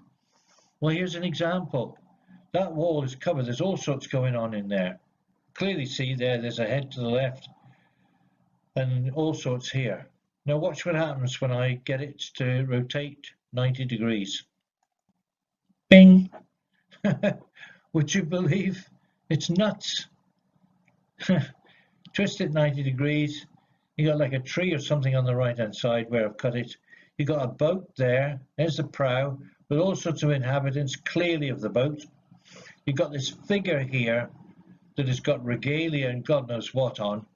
They got this pointy nose again. There's the eyes and like a helmet, so almost like a dress helmet with regalia and so on. It is such a clear picture representation, but it's 90 degrees to the horizontal. Now, I haven't taken it further and checked out the other orientations, but it could well be that it's showing different pictures and the upside down and the opposite side 90 degrees. Okay, I couldn't finish without putting some orbs in here. And when the orbs, I've got to tell you, people come back with all sorts of disbelieving explanations with orbs. I can only tell it as it is, exactly as it is. Within the system, and the energy charge down there is just utterly colossal. You're going down through, you feel it stronger and stronger and stronger. It's like being the other side of a room that's got an 8-bar fire on the wall. From the other side of the room, you feel the room's warm. The closer you get to it, until when you're right close up to it, it's so hot you can't stand the heat. It's burning. Well, the vibration in these places is like that. As you go down deeper, you feel the vibration changing. It is so palatable, so powerful. And it's the reason that's kept the locals away from the place for so long, makes them scared stiff of it, because they feel that there's something that they don't understand. It scares them and they keep away. But I have to say that, I've always felt extremely comfortable and at home with the vibration in the system, and feel like there's a communication going on there. I recognize it. And along with that, of course, are the orbs. Now these orbs, even in pitch darkness, there are orbs that show themselves to be light, like darting about, slow then fast. I find them from a different place, right down the passageway, come zooming up and slow down right beside you, go past you, often a fling off in a different direction. Different coloured ones as well. Orbs, as I've found by examining the pictures of them close up, that look like they have structure, look like they're actually showing something within them. I can't fully explain them. I can just tell you that they look more than just inanimate bits of dust or whatever. So anyway, I've included a few here. There we go. I'm just going to flip through these. Despite the enlargements, they do look, in some cases, remarkably as if they got some kind of structure. And going on, different colours as well, as they're being picked up. And they're quite striking. There's one that shows you can see right through it. There's something on the wall coming through it. But there's others like that also have a structure of their own that shows something. Very, very peculiar. But the energy is palatable. And I did have an experience down there, which I'll come to presently. It's in the explanation elsewhere, the full story of it. This picture is showing you how you get down and out of the reception chamber to head down towards the tube tunnel. Pretty bright one there. And there we go. Little triangle in the middle of that one. Showing triangles in the middle of those, actually. So we're onto the reception chamber itself. And this one here, I've shown you this sequence before, actually, where you're standing to look down the corridor, and that 3D picture is showing you all the stuff there that you can't see with the naked eye. And in the reception chamber, you can see, look, what we call the king. There's the nose, the mouth, the brow, the head. Okay. Again, just looking at some of the rakings in there. There's one of the bats flying through, and some of the mess on the walls there. You see all that guano, but it's actually concealing the fact. If I go straight up there and follow the wand, there's a head there, look, and there's like a fish there. Also, it's on that wall behind the detritus. There's the other guy that is actually a bent over snake head made to look like a full male head. Okay, that's looking back to the entrance to actually come into it. Can you see to the left there? Look, there's the head, there's the nose, there's the lips, there's the chin of a head that is depicted just there.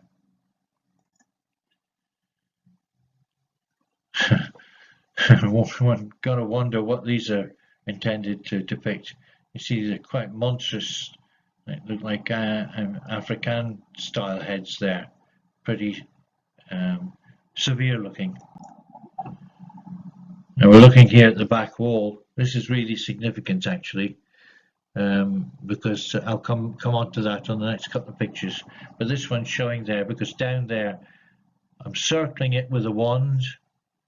There is the mask that I used on my book cover, and I've recaptured it in green, which it looks pretty spectacular.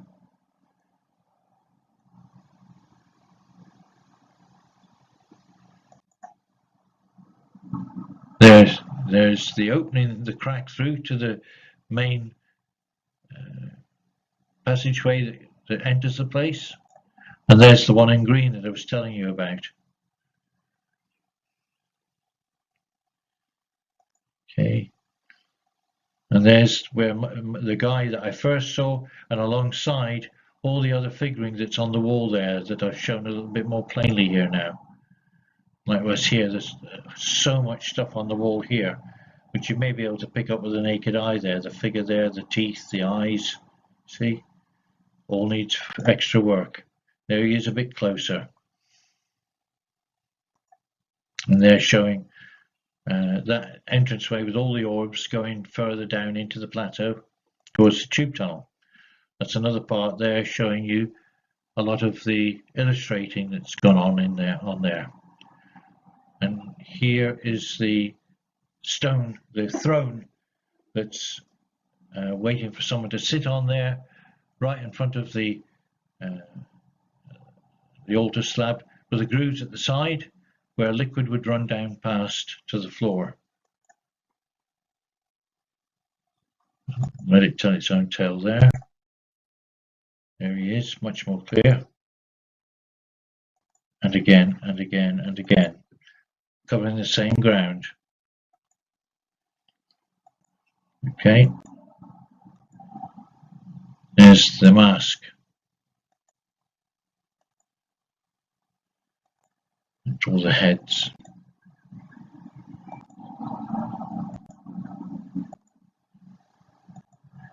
Clicking down through these, that's the back wall, the right-hand wall of the reception chamber that's absolutely covered with a general illustration. It's more like a tableau. It's the thing that really told me that this wasn't to do with sacrifice, it was to do with celebration. That's the back wall where the crack is. That's covered as well with illustration.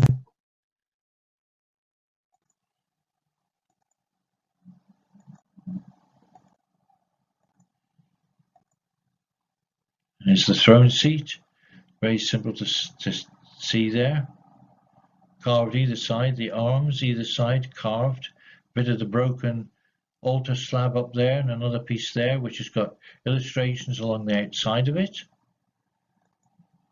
There it is now, you can see illustrations along the outside of it.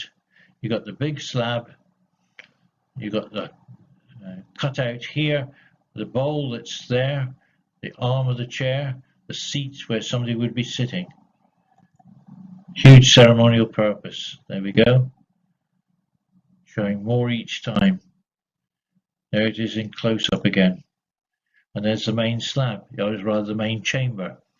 There was a big back wall, and the broken slab there, and there's the throne just there, and the entrance way over at the back there.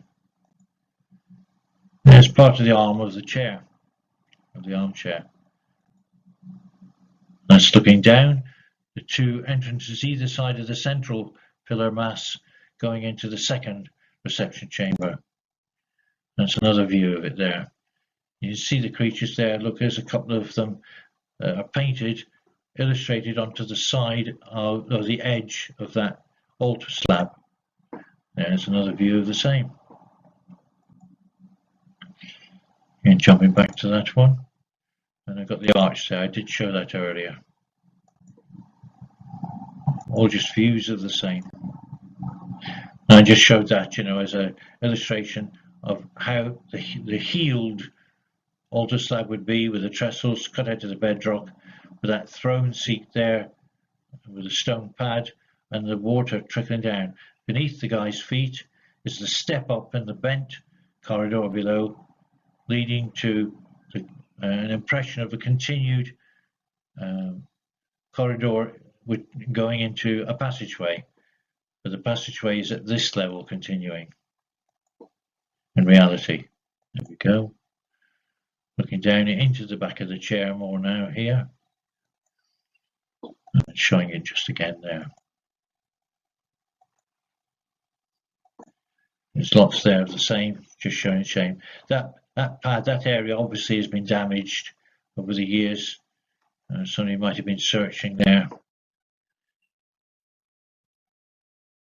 Can you see the carving there? Look, the head, mouth open. Well, it's a snake or something else. And then the arm is there and there. It's amazing that it's survived at all because of the abuse that it's taken over the years. Now, this is actually the back wall now. We've got two pictures, the final two pictures showing this. This back wall is just fabulously illustrated. Up here, you got the stern of a boat. It's got a canopy over it. I think I'll show you the next picture because it's much easier to see. There, this boat is here, canopy above it, a central part there to another roof section. Down on the left there, there's all kinds of things going on. If you were able to zoom into this, you would see this at microscopic detail. It's got all kinds of activities going on in and around and on this thing. And up the side here on the left, it's all got carvings of heads and so on looking. They've got the masks and so on down at the bottom. This is it's a 30-foot long wall. The picture here compresses it. But this wall tells you that this was a place. So then, to conclude this presentation, I do realise obviously that professional movie skills and equipment would have delivered a presentation 1,000 times better than what I've managed to produce. But this is sort of Blair Witch style. It was not to be on this occasion. I would say that despite my obsession with NC2, I still have deliberately omitted places within the system where I am sure of further concealments and surprises missed by the unofficial arranged workers, the team that was sent in there. I'm well aware of their activities because basically I know the system so well. I'm at the stage where I could literally conduct a tour through the whole depths of NC2 blindfold. I know what's going on in there. I know what's been touched, what hasn't been touched. I have the photographs to back it up. Regarding the quiet removal of the artifacts, I got to add also that I have time and date stamped photos before and after, and they're proof enough, aren't they? After the removal teams had been there, I recognised that items were missing and that there was damage. I wandered down through the system to assess the extent of everything, and I'll be honest, I was completely devastated at what I saw. And I especially thought about all the information I'd managed to gather without touching a thing. NC2, at that stage, it felt absolutely violated, like after a home burglary. You know, I was quite deep in the system in one of the deeper big chambers, and I remember sinking to my knees. I switched off my flashlight, and yes, I wept. I was overcome. And almost straight away, I had this really weird experience because I suddenly felt presence, as if there was presence there. Seriously, every hair on my body stood up, and I grabbed to turn on my flashlight again. I felt comfortably normally down there, completely comfortably. I did feel presence often, but this was different. It was really a tangible presence. And as I was putting my flashlight on again, I swear for a split second over to my right, I saw a figure in a sort of burlap cloak or robe. He had long hair about the same colour as the robe, and he smiled, and then he was gone in a split second. And my head was a confusion, but I could hear the words in my head saying, it's all a lesson, it's all a lesson, it's all a lesson. It was a really confusing time for me, and I just wondered where it was going to go from there. I really just want to finish up this presentation by saying that I'm ever willing to cooperate officially with anybody on all that I know and all the material I've gathered from NC2. However, officials have stated that NC2 is of no importance and contains nothing. Well, I have supporting evidence to say that the assertion is deeply, deeply incorrect. The NC2 system does not end at 350 feet down at the tube tunnel, does it? You know so. It continues through the colonnaded chambers for several hundred yards, even as noted by Salt and Caviglia. The tube tunnel blockage was created from below and is evidenced. It suggests an effort to deter any modern-day exploration in the footsteps of Henry Salt and Giovanni Caviglia. What possible prize awaits deeper under the Giza Plateau to motivate this chicanery and action as if under private ownership? There's only one way I can satisfy my honourable desires for Egypt and its people with regard to the Giza Plateau, and especially NC2. I must appeal directly to Your Excellency Abdel Fattah el-Sisi, President of all Egypt, as one who is above and beyond any corruption. Sir, the deep system of NC2 has been kept unrecognised as a jewel in the crown of Egypt. It needs to be placed in the highest Egyptian hands of genuine professional archaeology and with accompanying security immediately. Otherwise, this historical jewel of Egypt's ancient past will be raped of its last vestiges of importance. I just want to say my profound thanks to those receiving this report and to all those in Egypt who still desire to follow with honour and integrity. Blessings to all. I am Richard Gabriel.